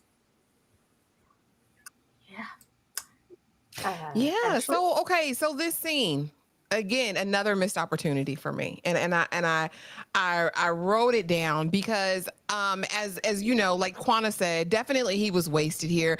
I really would have been interested in his story, even his protege story, because we see his protege at work earlier in the episode, and I was like, oh, that would have been a great callback to earlier in the season when we're introduced to him and what's going on there. here's the thing. I love and enjoy Isaac's character, even as a villain, because I think he's forward thinking. And I think that's indicative of what a true leader should be, especially in a post apocalyptic situation that they're in, right? My issue with it is the fact that they haven't hyped up apple cider vinegar to be all of this, right? She is the hope for mankind. She is the hope for the future. But why? We don't have any background other than she being relentless in her pursuit of Joel, who unalived her father, but not her prowess as a leader for, setting resources, for dispatching people. We know nothing really about Abby other than her revenge tour, which I think does a disservice to her character if she's going to be so pivotal in the following season. But I liked it. He's like, he may not make it. The chick who lost her son in the basement, she may not make it. We need Abby. The hope was on Abby. Bump 90210. We need Abby. And I wish we would have understood and known how important Abby was to this movement up to now. We don't. So we're just sitting here like, Isaac, is this all you came for? You just came here to pass the torch to Abby and say that she's the greatest that ever was, while we never saw her doing anything good for the people. There were like allusions to things, but we never got to see it. And I think this was a missed opportunity in storytelling as far as Isaac, as far as the relationship maybe that he had built with Abby over the years that makes him put all of this trust in her. If he can't make it, she's the future. I would have enjoyed this. I really would. I'm here for a passing of the torch moment, other than the fact that I don't buy apple cider vinegar as this Abby that y'all claim to love. I don't. She's she don't scare me. You know what I'm saying? Like, I would think Abby, this one who did what she did to Big Bad Joel, is the baddest. She the biggest. She the baddest. She the strongest. And it doesn't give that. Even though she tries to make her tone serious, it never gave that. But yeah, Jeffrey was definitely wasted over here. But I did enjoy the little pieces and glimmers we got of Isaac, because Jeffrey Wright is going to deliver in whatever role he's given. But yeah, this was a waste. It could have been special. It could have been. Coulda, woulda, shoulda. Shoulda, woulda, coulda. But it's not. And for anybody who hasn't watched Apple Cider Vinegar, please go and watch it. The lead actress here who portrays Abby, she's over there in Apple Cider Vinegar on Netflix, and it is good. But yeah, I could see like, I don't know, like a Florence Pugh with a little muscle on her, like some just fulfill the fantasy. Dumb. I'm mixed on this. I definitely, like everybody, I want more Jeffrey Wright. He can do no wrong. I don't think that, but what I do like the fact that he's preparing. Well, I do like the fact that he's worried about where Abby is, and he's looking forward enough to be like, for this to be able to sustain, this has to be able to change hands in the capable hands. And I don't think that his reverence for Abby is because she can have a high body count or how strong she is more because he says the line about, despite their names, these are all very much sheep. So you kind of need somebody like Abby to lead them, because and then that's what they show because in the first time we meet Isaac, when he in the back of the truck and he kills his own people and stuff like that, he takes out the one to survive and follow him, is like showing that these people ain't smart. These ain't the brightest bulbs. They just gonna go where a commanding presence tells them, and all you need is somebody confident to act like they know what they're talking about to kind of corral them, and which is like most people. And so, but Abby is set apart in that regard. I do agree, though, that I wish we could have seen that instead of him just telling us that exists, because all we saw was Abby was like, but I mean, you could tell that when she started her revenge thing, that everybody was looking at her like this was not normal Abby. But I just wish we could have seen normal Abby. So what Jeffrey Wright says would have made a little bit more sense. It would have connected a little bit more. But I'm assuming we'll get more Jeffrey and more Abby. I'm assuming the first half of season 2 or season 3 is going to be from the Wolves' perspective. Give Bella Ramsey a break. She's stressed. She's tired. She needs one. I was gonna say, because Abby first episodes are so rolling down that snowy hill in Jackson, looking like all hope was lost. That's not. I mean, anybody could, give you bravado and be commanding and lead you somewhere, but he was speaking like she would be a proper leader, like for the people. Like that whole mission to go and the vengeance and the father, that was very selfish. You took a lot of important members. You took your whole team, didn't care. You gonna lead them into the trenches, into the middle of town, and we were just gonna figure it out when we got there. Just so happened, it would have been great to see how physically capable and even mentally smart she could be to even get a hold of somebody like Joel instead of him just falling into her lap like he did. That would have told me just how bright she is and what she's capable of as a leader. Because even as a leader, those episodes in the beginning, they were looking at her like, okay, well, so what's your plan? There is no plan. I just said that to get her the hell out of here. We actually need to go home. We actually need to go home and get out of here while we still can because the chances are slim and she's acting irrational. That's not giving me nothing, Jeffrey, but it was nice to see him here for this brief amount of time. Thank you so much, Jeffrey Wright, for giving us a moment. We have over 100 or so people in here. I'm gonna give you guys a minute, and I mean a minute, to hit that like button. Please do that right now. We would appreciate it. Thank you. This ain't what you want. This ain't what you want. 60 minutes. I just wanna rock. I just wanna. I just wanna rock. Body yada yada. Shorty got that body yada yada. Hit it once, no time. Set up, fuck, you gon' feel my vibe. Stand on my money, don't know my size. Pick them sides, and you better choose wisely. That's my high. 1, 2, 3, 4, 5.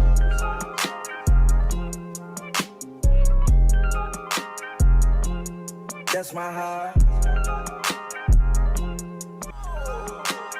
This ain't what you want. Project. This ain't what you want. This ain't what you want.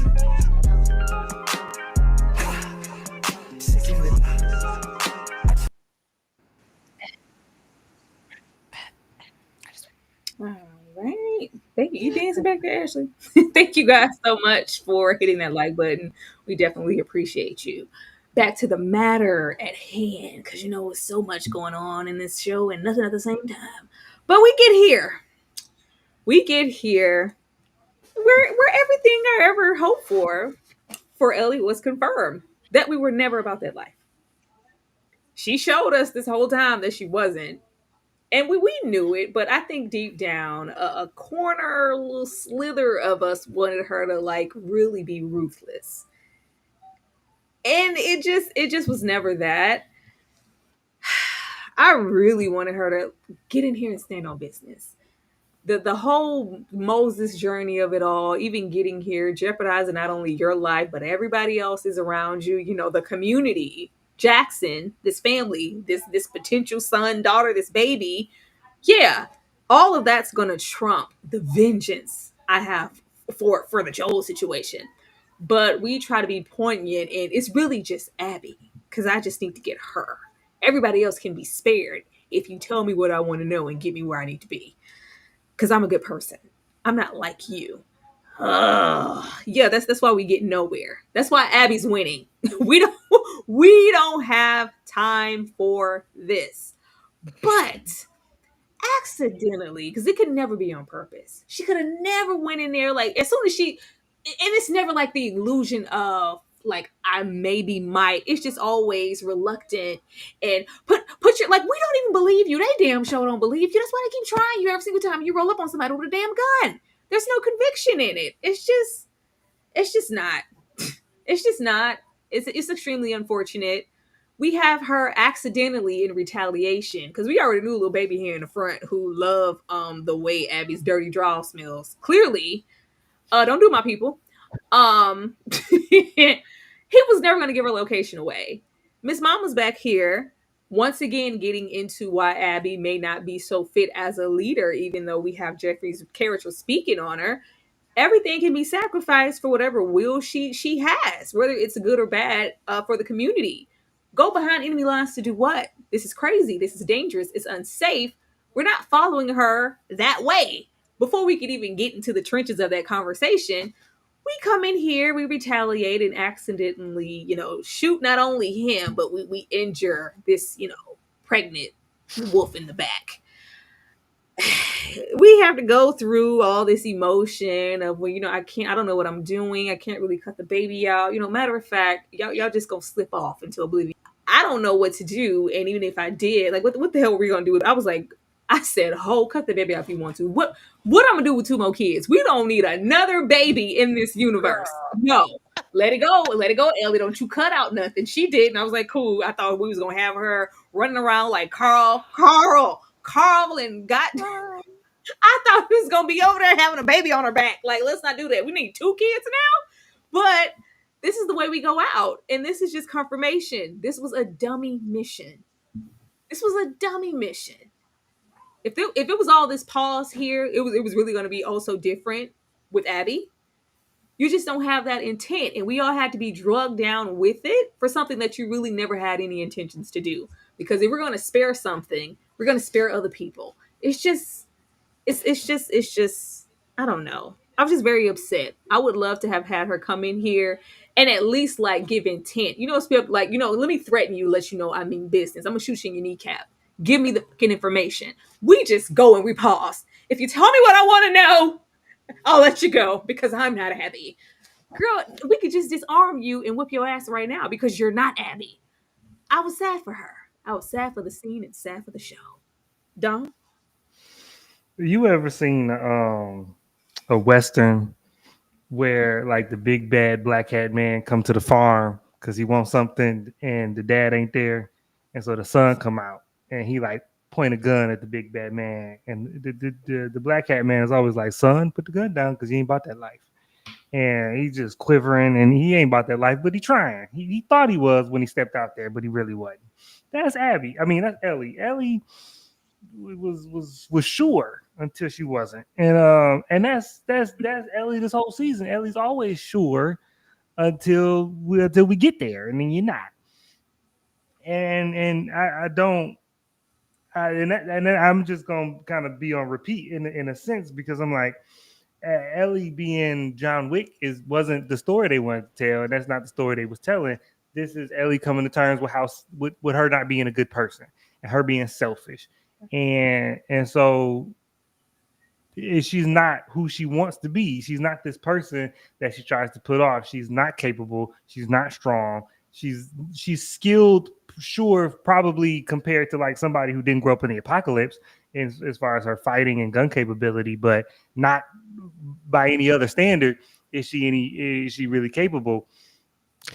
But she wants to be, and she puffs out her chest and presents herself as such, and then just continually at every point she gets humbled, but she doesn't learn until we get to the ultimate humbling.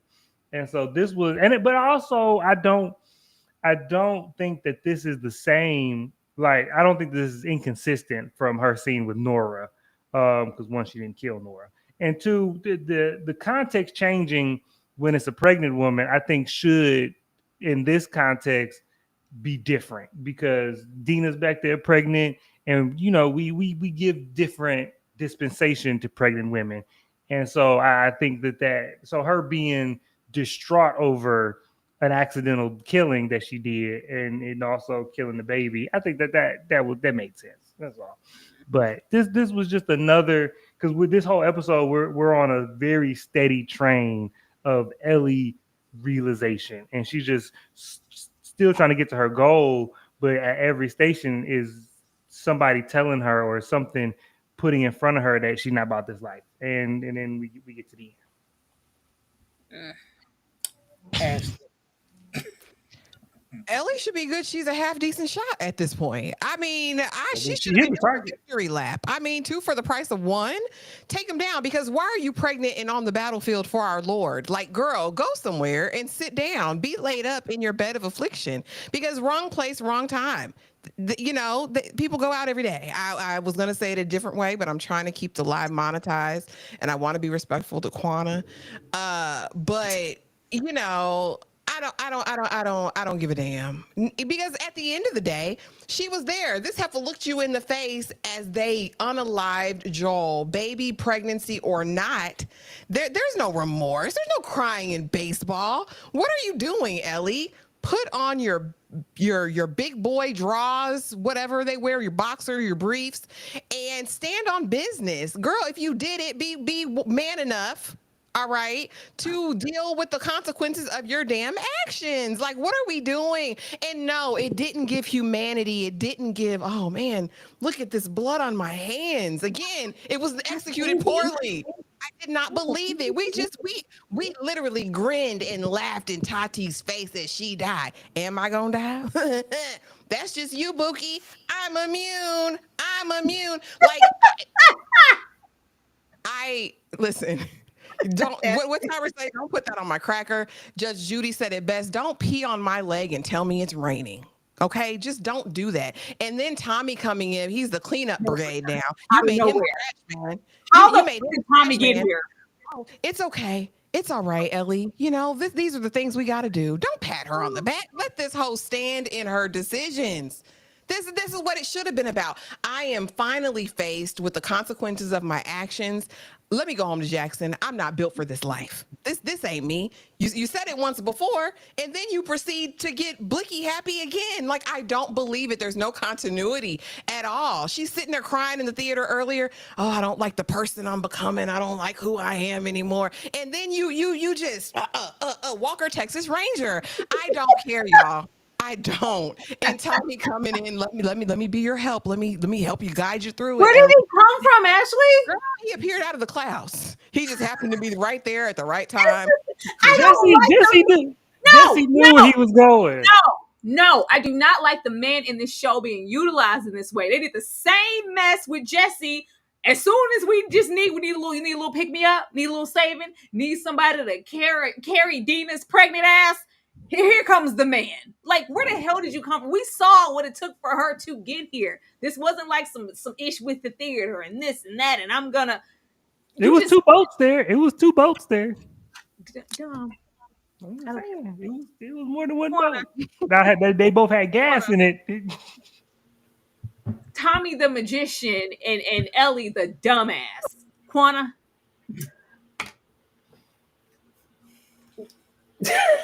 It just doesn't, and nothing makes any sense anymore. Nothing makes any sense. People just show up. It doesn't make sense how they get there. We're gonna have to deal with that again in the next scene because we're gonna have to figure out how another person shows up where they did as well.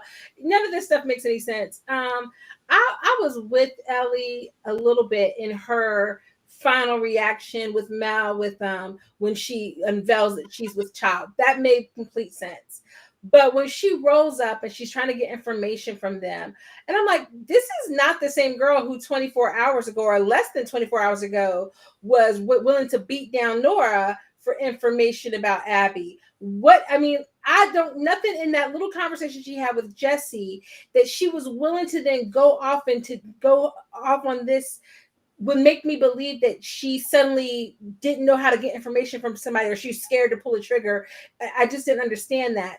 So when Owen, when she's like holding the gun on Owen, she's like, I don't want to do it. Like, girl, I saved you. You saved me to watch my daddy, my foster daddy, get his head beat down to the ground. That's not like, what did you save me for? I couldn't understand if it was like, oops, I really didn't mean to kill you when I did because I was really hoping to get some information. And then she's like, but I would. Then she had a reaction. Okay, fine, I could go with her for that. But just the whole vibe of just the direction.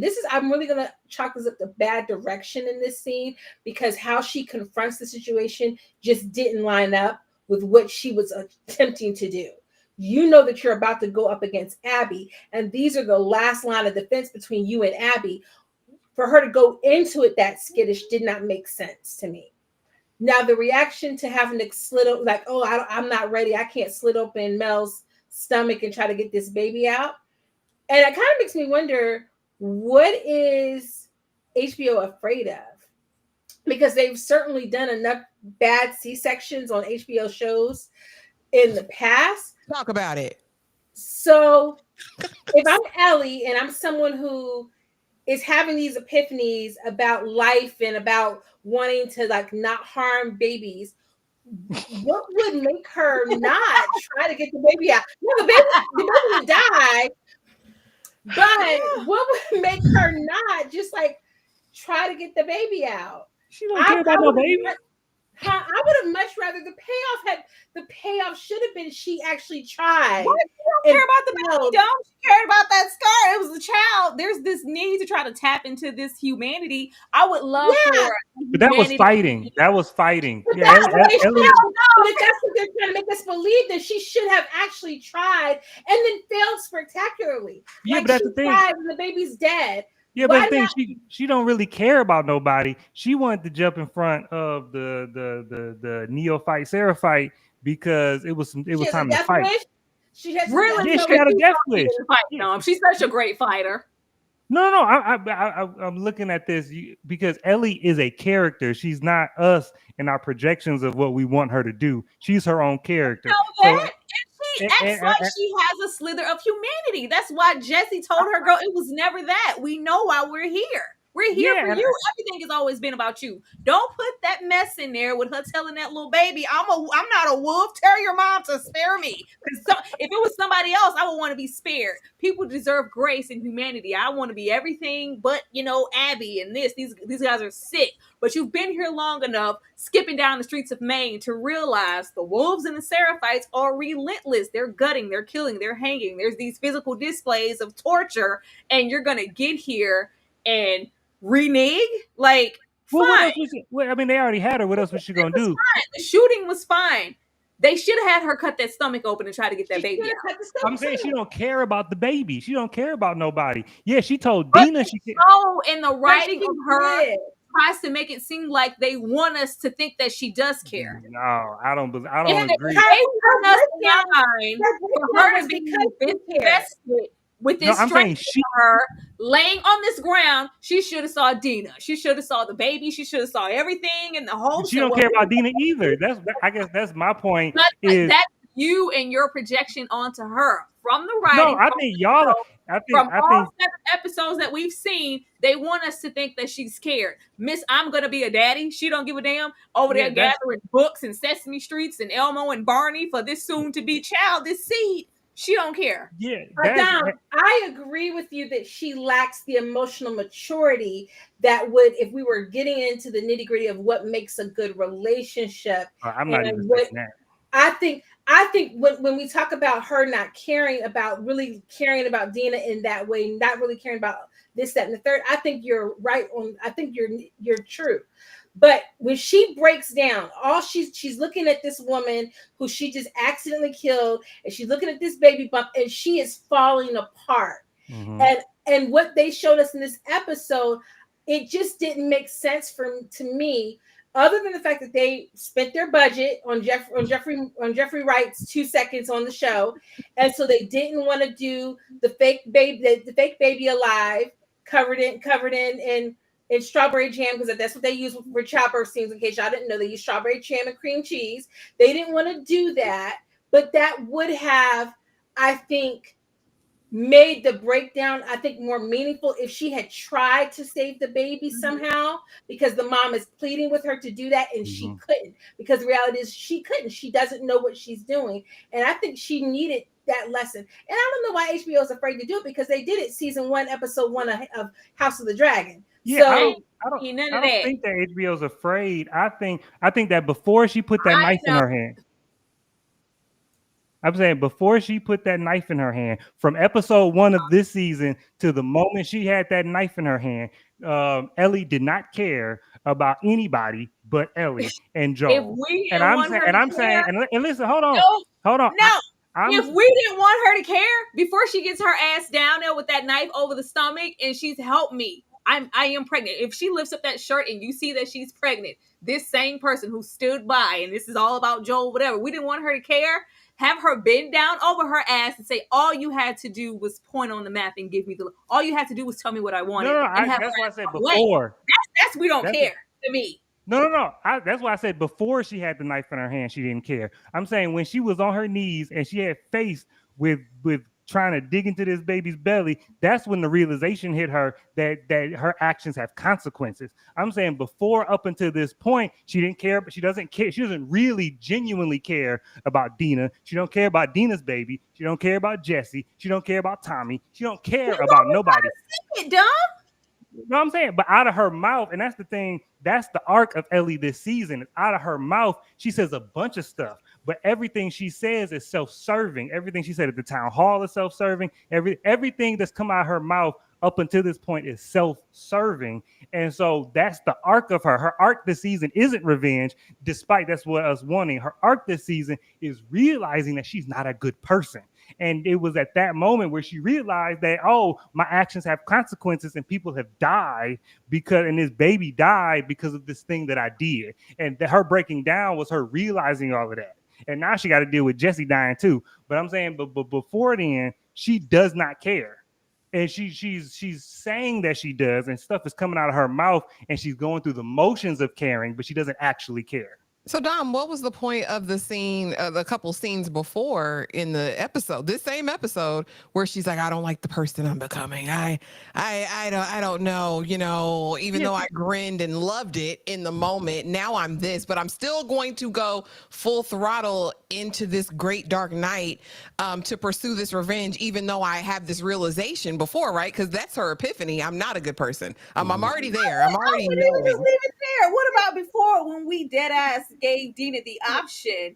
Because if it's up to you, I'm going to give you the choice. We can leave all of this right now and go back to Jackson for this baby. But remember what she said. She didn't say we could leave and dead it. She was like, I'll take you back. She said, I'll take you back, and made it seem like she was going to drop Dina off and come back. That's how she framed it. She didn't say we could just go home and live happily ever after. She said, I'll take you back, and then I'll come back.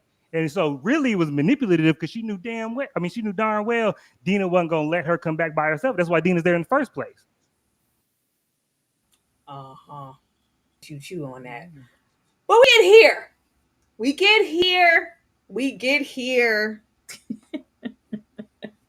Oh Lord, because I know if it were me, I know you would be getting it out the mud behind your boy Jesse. Because we like that. We close like that. I was like, Jesse, are you sure? What you say? We go on this, GTA mission. And this is what this has been this whole time. It's been one big GTA mission. For whatever reason, we get to this point and Ellie passes. Jesse fails miserably. The way he could barely pow! It was the biggest FU to Jesse. And it's not just us, because I've been watching other channels that don't just give, I guess, the formal breakdown plot by plot and scene by scene. No, people generally giving their opinions on the show. And from what I can see, the consensus was Jesse is great. We need more Jesse. Like, I don't know what's going on, but the quicker y'all get Jesse there, the better. We really like his character. And we shoot Jesse in the face. Like, abruptly. It's like, well, I knew Jesse would die. I didn't think it was gonna be like this. I was like, well, dang, that just seems so like get the out of here. You're not going into the next season. It was a punch in the face. Literally, it was no care, no compassion, no nothing for it. Running to be the savior as he's been doing, because we gotta save Ellie and Dina. He's blatantly shot in the face, and we lose Jesse right after he utters, "You know what? I understand you, and I'm sorry. We're better than that. Because if it were me, you would be out there getting me back in blood about your boy. So I understand why you're doing what you needed to do." Dom.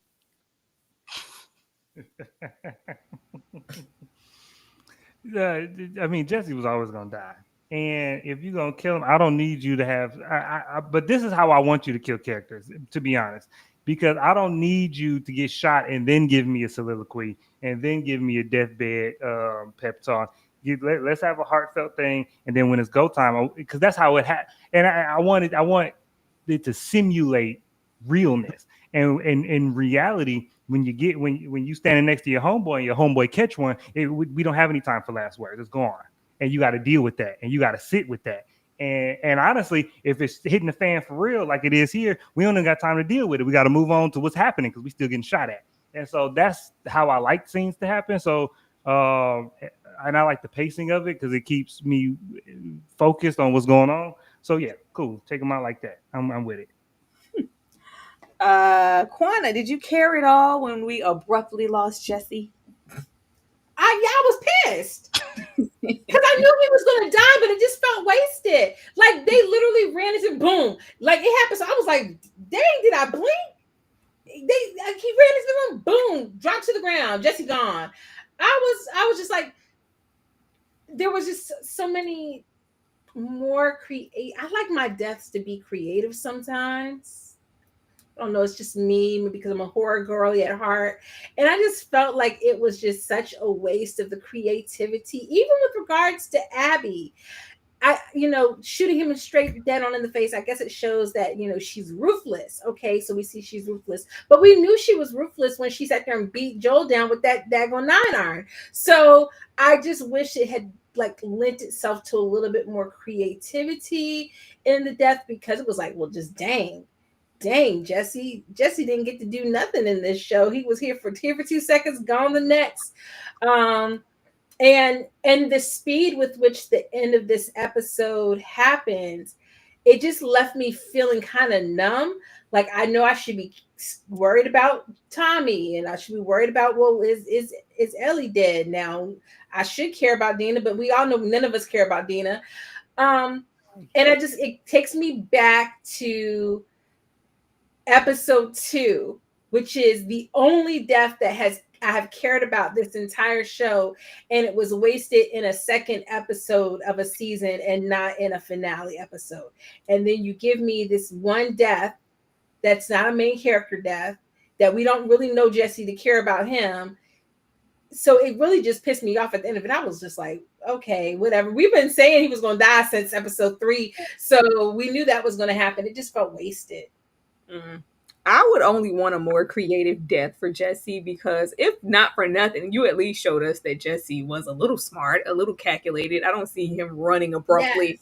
Oh, they shooting. Let me run towards the gunfire. Like, what are we doing? And it's not like good people should get good deaths. It feels like a good, strong, sturdy man who's been taking out people who had to go save Ellie. He shouldn't just get popped like that. It feels like it should be like earned. Like he got a chance to fight somebody. Go out with a bang. It was like, you're a man. Get out of this show. You're a man. That's what it felt like. Even when we have Tommy here in the capacity of just consoling her, having her step out on that ledge to, you know what, it's okay for me to go back to Jackson and know that I didn't get Abby, because we're better for it. I don't need that. I really didn't like what happened just a second ago with the pregnant situation. Let's go home now. And let me not skate past the fact that all of this is Dina's fault anyway, because she sat there and she turned around and looked at that door and didn't lock it back or nothing. I caught that look back at the door. It was Dina. I'm gonna blame Dina. I ain't blaming nobody else. It was her fault. He said, "Are you good with barricading?" She said, "Yes." When they came back in, your behind was supposed to barricade the door again. You did it the first time.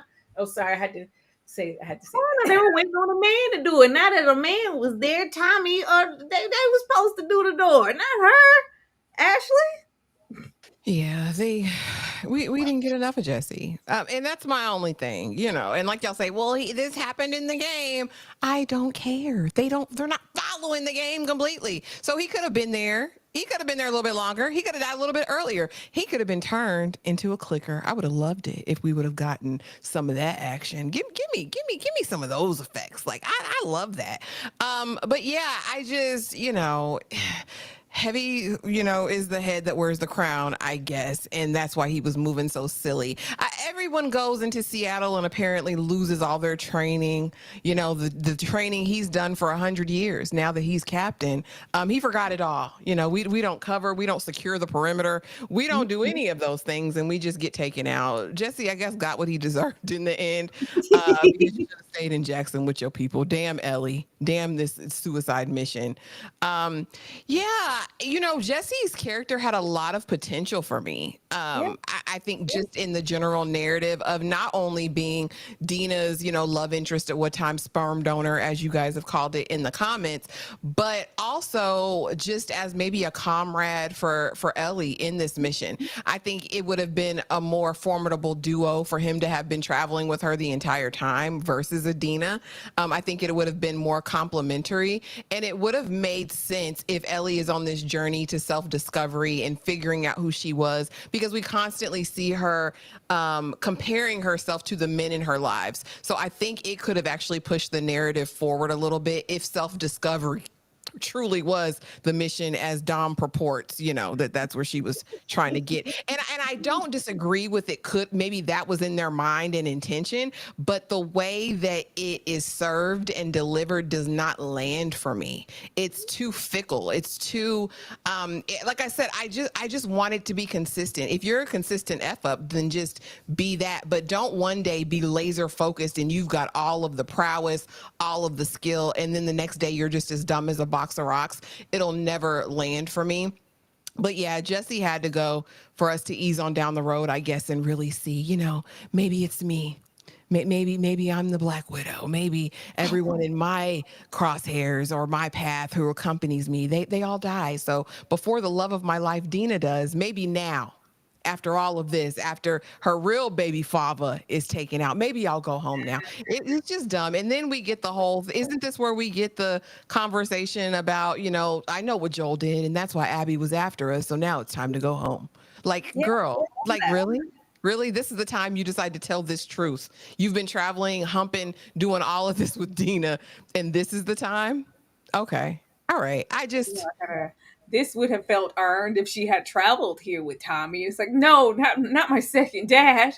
Not my Joel 2.0. Please, no, not him. Not Uncle Daddy Tommy. It wasn't. We haven't had that. We didn't have that build up where we could have had them be sad and have all this time in Jackson and build and family and rapport and time. And no, we got just as much time with you and Tommy as we got maybe the first season. Like, y'all had that little scene with the shooting, and everything else was just kind of in connection with Joel and the death later, so that didn't really progress anything. But she's here. Abby's here. Came through so easy. Came through dripping. She said, "Oh, I'll let you live. I'll let you live. Hell, and this is how you repay me. You know how rare it is that I spare a life," which I appreciate. We know who Abby is. I had the nerve to let you live, and you do this. I couldn't revel in this. I didn't care. It was kind of running instantaneously with Jesse getting shot. It was just like, pew, I spared you, ho. I was like, well, hold on. I was still looking at Jesse on the ground being shot in the cheek. I don't know. I was like, oh, and we're here. And it's just like, now I'm going to kill Jesse, and we fade to black. I was like, fade, what? What do we do? I was like, oh, y'all did, this is where we're going.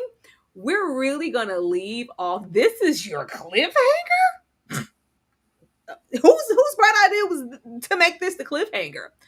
Because anybody in their right mind, with how predictable this season has been, and the find out on the next episode of Dragon Ball Z-ish of it, who pulled up? Who could have possibly shot the gun? Who could have possibly came through? Because Jesse's on the ground dead. Tommy's on his knees, about to be shot by Abby. Who could possibly fire a gun and save that situation and take out Abby, or at least injure her ass to where she doesn't hurt Ellie? Who could it be? Because we faded to black and we have no clue. Or maybe she shot her first. Maybe Abby's just standing there over Ellie's body and Dina's just shocked. Who knows? This was cheap. This was cheap. We don't have to wait and find out, 2 years later on the next episode of Dragon Ball Z. We don't have to be patient. We know what this is. This is ABC 123 ad story writing. It would be great to subvert this and just get rid of Dina and Ellie altogether, because y'all don't want them. Y'all don't want that to be your core, your center. Y'all said she's not carrying. Pedro said, I got to go over there. It's a bigger check. You know what? We're going to shift to a different part of the Last of Us game and be all about Abby. It'll be nice if we're standing over her body, but I doubt it, because I feel like whatever shot, it was shot by Dina. but they wanted to fade to black to have us think maybe otherwise. Ashley? Yeah, we know. I mean, as much as they tried to make us forget it, uh, Ellie is the only hope for mankind. She's the only hope for humanity at this point. She's literally got the cure. She's the immune, because as much as they didn't want us to know about the ravages of the cordyceps, that's still kind of a big issue, right? Girl. People are the issue, but that's still a thing. So yeah, we absolutely know the fade to black is absolutely cheap. It's absolutely circa 1980s Young and the Restless. Like like y'all, we're better than this. Are we not better? Do we not deserve better than this? Like it was just so heavy handed and like, oh yeah, use your imagination, you know. And then we go to an Abby waking up clearly before and seeing the onset of her journey and what she's fighting for, which again, we don't care. Again, I don't think apple cider vinegar is convincing. Again, it just doesn't do it for me. And someone states it earlier that it's not her diminutive form that I'm concerned with. It's just what she gives. You know what I mean? And I think she's a good actress. We've seen her over there in Dope Sick in Apple Cider Vinegar, and I think she does a great job. Here, it just doesn't fit for me. Like it just never lands for me. But I think it was cheap. I think they were like, all right, this is how we're going to close this season. Let's just get it done, because we're already we're greenlit for a season 3. So we can just kind of do anything, Adam. And apparently at this point in the game, we are going to be focusing on Abby's storyline. So this was the transition they went with. But I think the story deserved more.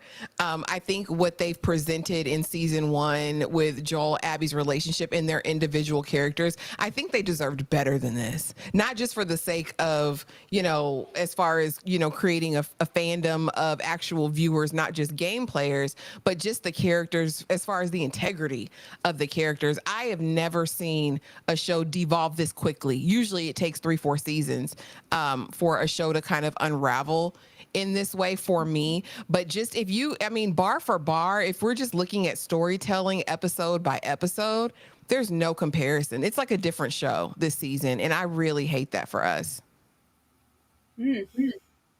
Kwana, do you need to wait for the next episode, of Dragon Ball Z, or do you feel like you know what maybe happened here in this room?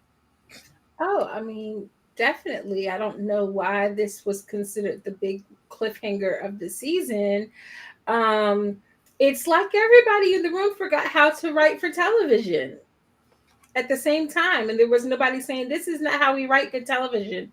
And it was giving like old 90s sitcom, Young and the Restless, shout out to Victor Newman, type vibes, but it didn't feel earned. And the only thing was, okay, we fade to black and now we're switching. We definitely know that Dina is probably the only person who could have stopped Abby from just going ahead and shooting Ellie point blank in the head, because of course plot armor. Not one of the very competent and skilled shooters who were on the ground, because like we said, it's giving can't have her be saved by a man. can't have her be saved by a man, so it has to be Dina. And yet Dina is sitting there probably fighting off sepsis right now or some kind of infection. It just doesn't make any sense. I don't know why. I don't know who in an audition Isabel Merced has impressed that much to where HBO is riding with her character this hard between this and Peacemaker, but it's not giving. It's not giving what they think it's supposed to give. No, it wasn't giving. It's unfortunate. Dom, how did you feel about the Fade to Black? Oh shoot, Quana, her agent working overtime because she only in Peacemaker. That's a cameo because she's gonna be in a new Superman movie. She hot girl. She's gonna have a whole franchise. But but this was beneath the legacy of HBO. This was below standard for a regular episode ending. If a regular episode ended like this and we was going to find out next week, I would be irritated because there's no anticipation. Because what could fathom what could possibly be the surprise. That's if it's not Dina. Isaac is standing in the doorway for some reason, and he decided to shoot his prize pupil. Like that, just it doesn't make any sense. And nothing that would even be satisfying because you're going to tell me they got an influx of Seraphites that just randomly came to this. Why they instead of fighting a war over in the island, they came to this random theater to conveniently for Deus Ex Machina. It just wouldn't make sense. And I'm so tired already from defending the show that now I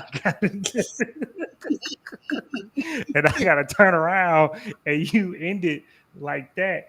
And for what? Like my thing is you could have ended that so many different ways. And if you wanted to give us a cliffhanger, yeah, to me, you could have had Sons of Anarchy, and I know Tyra, you ain't seen it and we're not gonna judge you for it. But the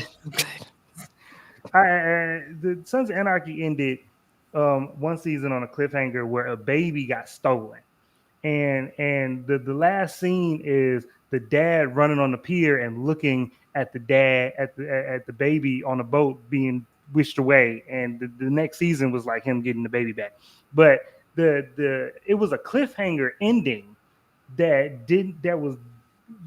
was done well without you insulting the audience. And that's what I was thinking here, because I'm like, you could have had the scene end with Abby just dragging Ellie into the rain and then fade to black, and we would have had the same information. Like, we know nobody here is dead except for Jesse. Hopefully not Tommy, but nobody's dead now that we haven't seen die. There's nobody in this theater that they would kill off screen. So I'm not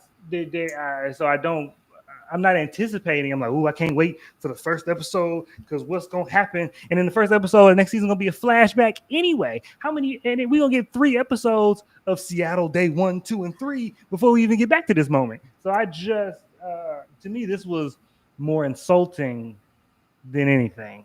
Because it was like, here, y'all gonna watch next week. Y'all gonna watch next year anyway. We'll give y'all any old kind of ending. Will we? Will we though? Don't not so fast. Don't think that's for shows like Ashley said. It takes you a minute to go off that cliff, and I always stand by what I stand by. Normally, season 4, season 5 is where shows go to die. You have really good, solid 1, 2, and 3 seasons. When your base is there, then that's when you can pull this foolishness. We've only gotten 1 season, and I'm not so sure with how this season was executed that it would only be the first 1, 2, or 3 episodes. How they're acting, it might be the whole damn season of just Abby and Seattle and the Seraphites and maybe a little Jeffrey and some wolves and us trying to get into her narrative and why she is the chosen and the also important, and why her arc is, on par with Ellie and what she's supposed to mean for humanity. They can leave that on the ground. But yeah, I was like, why? If you take this ending and try to coast that for a whole however many episodes, and then maybe towards the end of it, we see Abby's fate and what happened in that theater, you're insane. It has to be exceptional to come back from this. And right now, it's not looking so exceptional. I have no stock in Abby. I could care less. I don't. A formidable leader, and if it all falls, as long as Abby's still standing, the people are okay. I'm not there with her, not even a little bit. I'm not invested in her enough to want to know her history or her importance. I don't care. How we met her on that trash can lid in those first 2 episodes, it was garbage. It was garbage. And I don't know. I can't say that I, maybe wouldn't return out of curiosity, but I want to talk about this.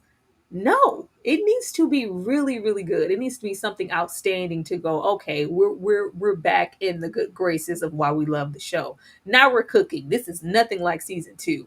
Unless it's going to be that, I could give a damn about Seattle Day 1. Quana, do you care about Seattle Day 1? No, I don't. Especially the way that the season was filmed. And I was just thinking, Joel should have been, what is this season? This is episode 7, right? Joel should have been episode 5 Kill Joel episode 5.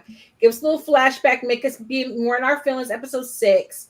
Boom. They could have rushed through nothing that we got this season, where since Ellie has been on the run, has given us anything that we really needed to have this season. And even teasing the Seraphites and the wolves, for them to not actually have anything come to fruition with that, we could have gotten that in the next season. They could have found little ways to tease it, have her come up on the dead bodies, but we didn't really need to see that. And it was a waste of Jeffrey Wright's time. So now I don't care about Seattle Day One, because what does it matter? What does it matter what they've been doing the last 3 days on the opposite end of this? And none of that matters realistically, because they're still not at the battle for the Seraphites and the wolves. We still don't know what's going on. Like, none of that really matters. Even that feels like it's going to be filler. It just feels like it's going to be filler. So I would much rather know just start where we are right now. Just start where this episode picked up, and then let us get to wherever we got to get to for that battle to take place, because it was a wash. And I know that they did this because we're going to be starting the season, I guess, through Abby's POV. They want us to care. But I kind of think it would have, just like in the game, I think it would have worked better if we just woke up in Abby's POV and we're kind of like angry about it, right? We're kind of ticked off about it because we just watched her kill Joel, and then we just watched her get into it with Ellie, and we don't know what her motivation is. And then if you're going to give us the flashback, then give us the flashback and let us unpack her motivation that way. But how we've done it, okay, fine. Yeah, we know why she killed Joel, whatever. But I really don't care about nothing that's been happening in Seattle for the last 3 days. I don't.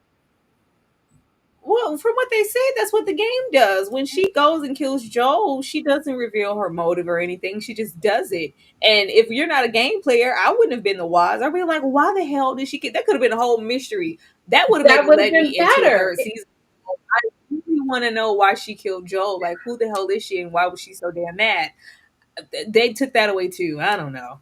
Ashley? No, like I said in my title, this is the last time they'll play with me. Because here's the thing, and thank you for a Cosby Show reference, Tyra. We need them more. I don't know why we don't reference the Cosby Show more, because what Tyra said was profound, and I'm going to make it really short and sweet here. She is referring to an episode where Vanessa gets engaged to Dabnus Bricky, okay? And they bring him in, and Dabnus is a good man. Cliff loves him, all that, right? This is what the show did. They gave us season 1. It was cooking. We loved it, everything about it, right? And then season 2 came, and they presented it on a trash can lid, just like Vanessa presented Dabnus to the Huxtable family, right? And they say, it's like putting a steak on here with the onions, the mushrooms, all of that, but you gave it on the trash can lid. Who wants to eat that? And so what I'm going to take from that is, go to hell. You played with my heart. You played with my emotions. This is like a bad man, all right, who wined and dined you. He love bombed you for a whole season, for a whole 10 episodes. Yeah. Then you came to a second 2 because you wanted to give him some play, because now we're getting serious. Now I might give you some of this nani, right? And he plays in your face so bad that you can never go back. I will never go back. I could give a damn if it's a flashback, if it's a dream, if it is a delusion, if she's really in an altered state and in another dimension. I could care less. I will listen to the reviews from afar. If it's cooking, I can't lie, because if there's a bag in it, I will show back up. But I will not, by choice, gladly return for a season through. Tyra, do the quote. What Maya say? When someone shows you who they are, believe them. They showed us who they were, and I don't want it. Believe them the first time, and still I rise. Dumb. Are you here for the flashback season, or just Seattle Day One at all? No. I'm gonna watch. I'm not gonna lie. I'm gonna be there. I'm gonna watch it because it's but more process of elimination, just because there's not enough supply to meet the demand of like cool, good, high quality, high budget sci-fi shows. So I'm gonna watch it because it's gonna be the only thing I can watch at the time. And maybe they'll turn it around, And I didn't hate the show as much as I didn't hate the season as much as the rest of the panel. So there'll be hopefully something in there that'll keep me going. Dom, you letting them hold you hostage? You said, You said that if y'all press those goodie bags, make sure I get some of that Last of Us merch because I'm not with them. You see, I'm not with them. no, this is good. I was looking and I was curious. I'm like, they gave the writers on this show are the correct is Neil Druckmann, who did the game, which is tenuous at best. And then you got Craig Mazin, who did do Chernobyl, which I love Chernobyl, but every other credit he got is a scary movie, and I'm like, I get why y'all feel it's inconsistent, and I got my complaints about the first half of the season. I do think after when did we get the flashback episode, the birthday episode? Was that 2 episodes ago? Yeah, so I think the last 2 episodes, this episode and the last 2 episodes, I'm a little more. But I think this episode and the previous one are ones I'm a little bit more positive on. But this season as a whole has been a significant more mixed bag than the first season. And how the hell? I mean, sorry, but I know that in every zombie show, in every zombie story, it's always the thing you got to be scared of is the people. So I get that, but the zombies still here though, ain't they? They didn't take a day off. They didn't forget to renew their union card. Like they can still show up for work. Like we then spent all the quarter set money on this. We couldn't get nothing. Oh well, okay. Well, they showed up some pipes. They showed us some pipes, and we ain't seen nothing else about them pipes. It's still cooking. You got those spores. You got traces of it. That's all you needed. And I think maybe it's like, no, y'all need to shift and now be worried about it being airborne. But now we're going to go back and be day one Seattle, and then okay, whatever. Yeah. When it's still trapped down and concealed, we probably don't even know about it then.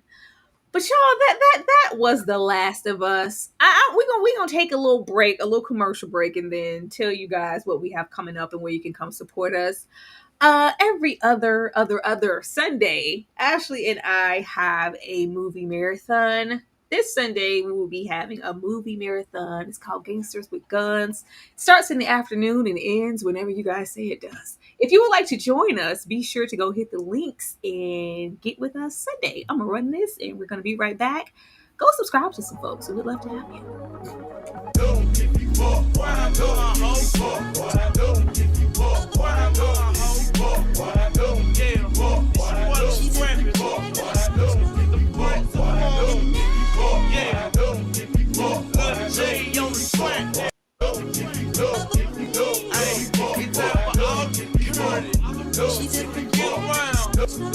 It's going down. Well, I'm a cat toe, just a holy on your damn street. Stomping, jumping, pumping, every corner off in this damn thing. Throwing the balls, I'm back these soldiers, screaming and saying from they know the where we start. This is where we make them in the flow.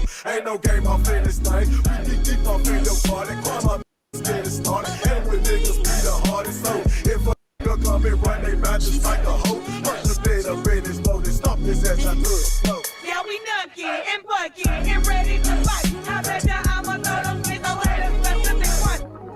Don't give you up, what I do, what I do.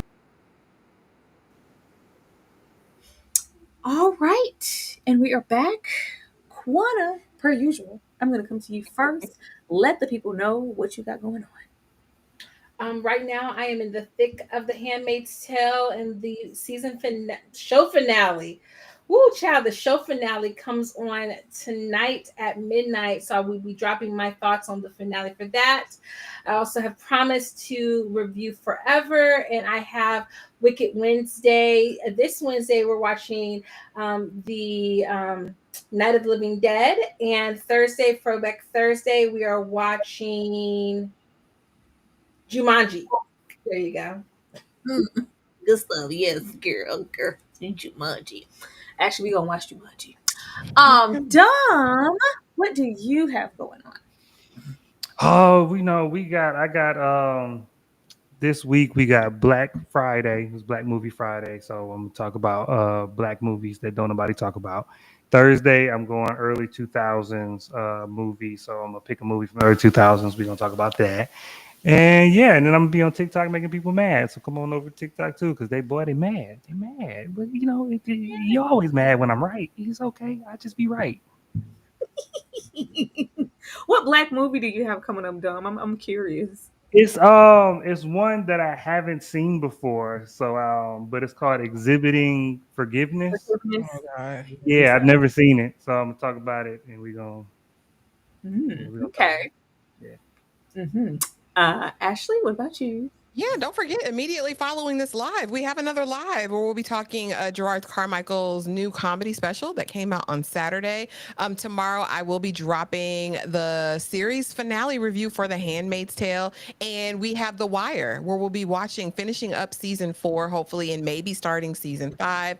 And, Wednesday nights are for Insecure. And we have some other cool stuff on the schedule. So please make sure that you're subscribed to everyone on the panel and make sure you have the notification bell hit so you don't miss a thing.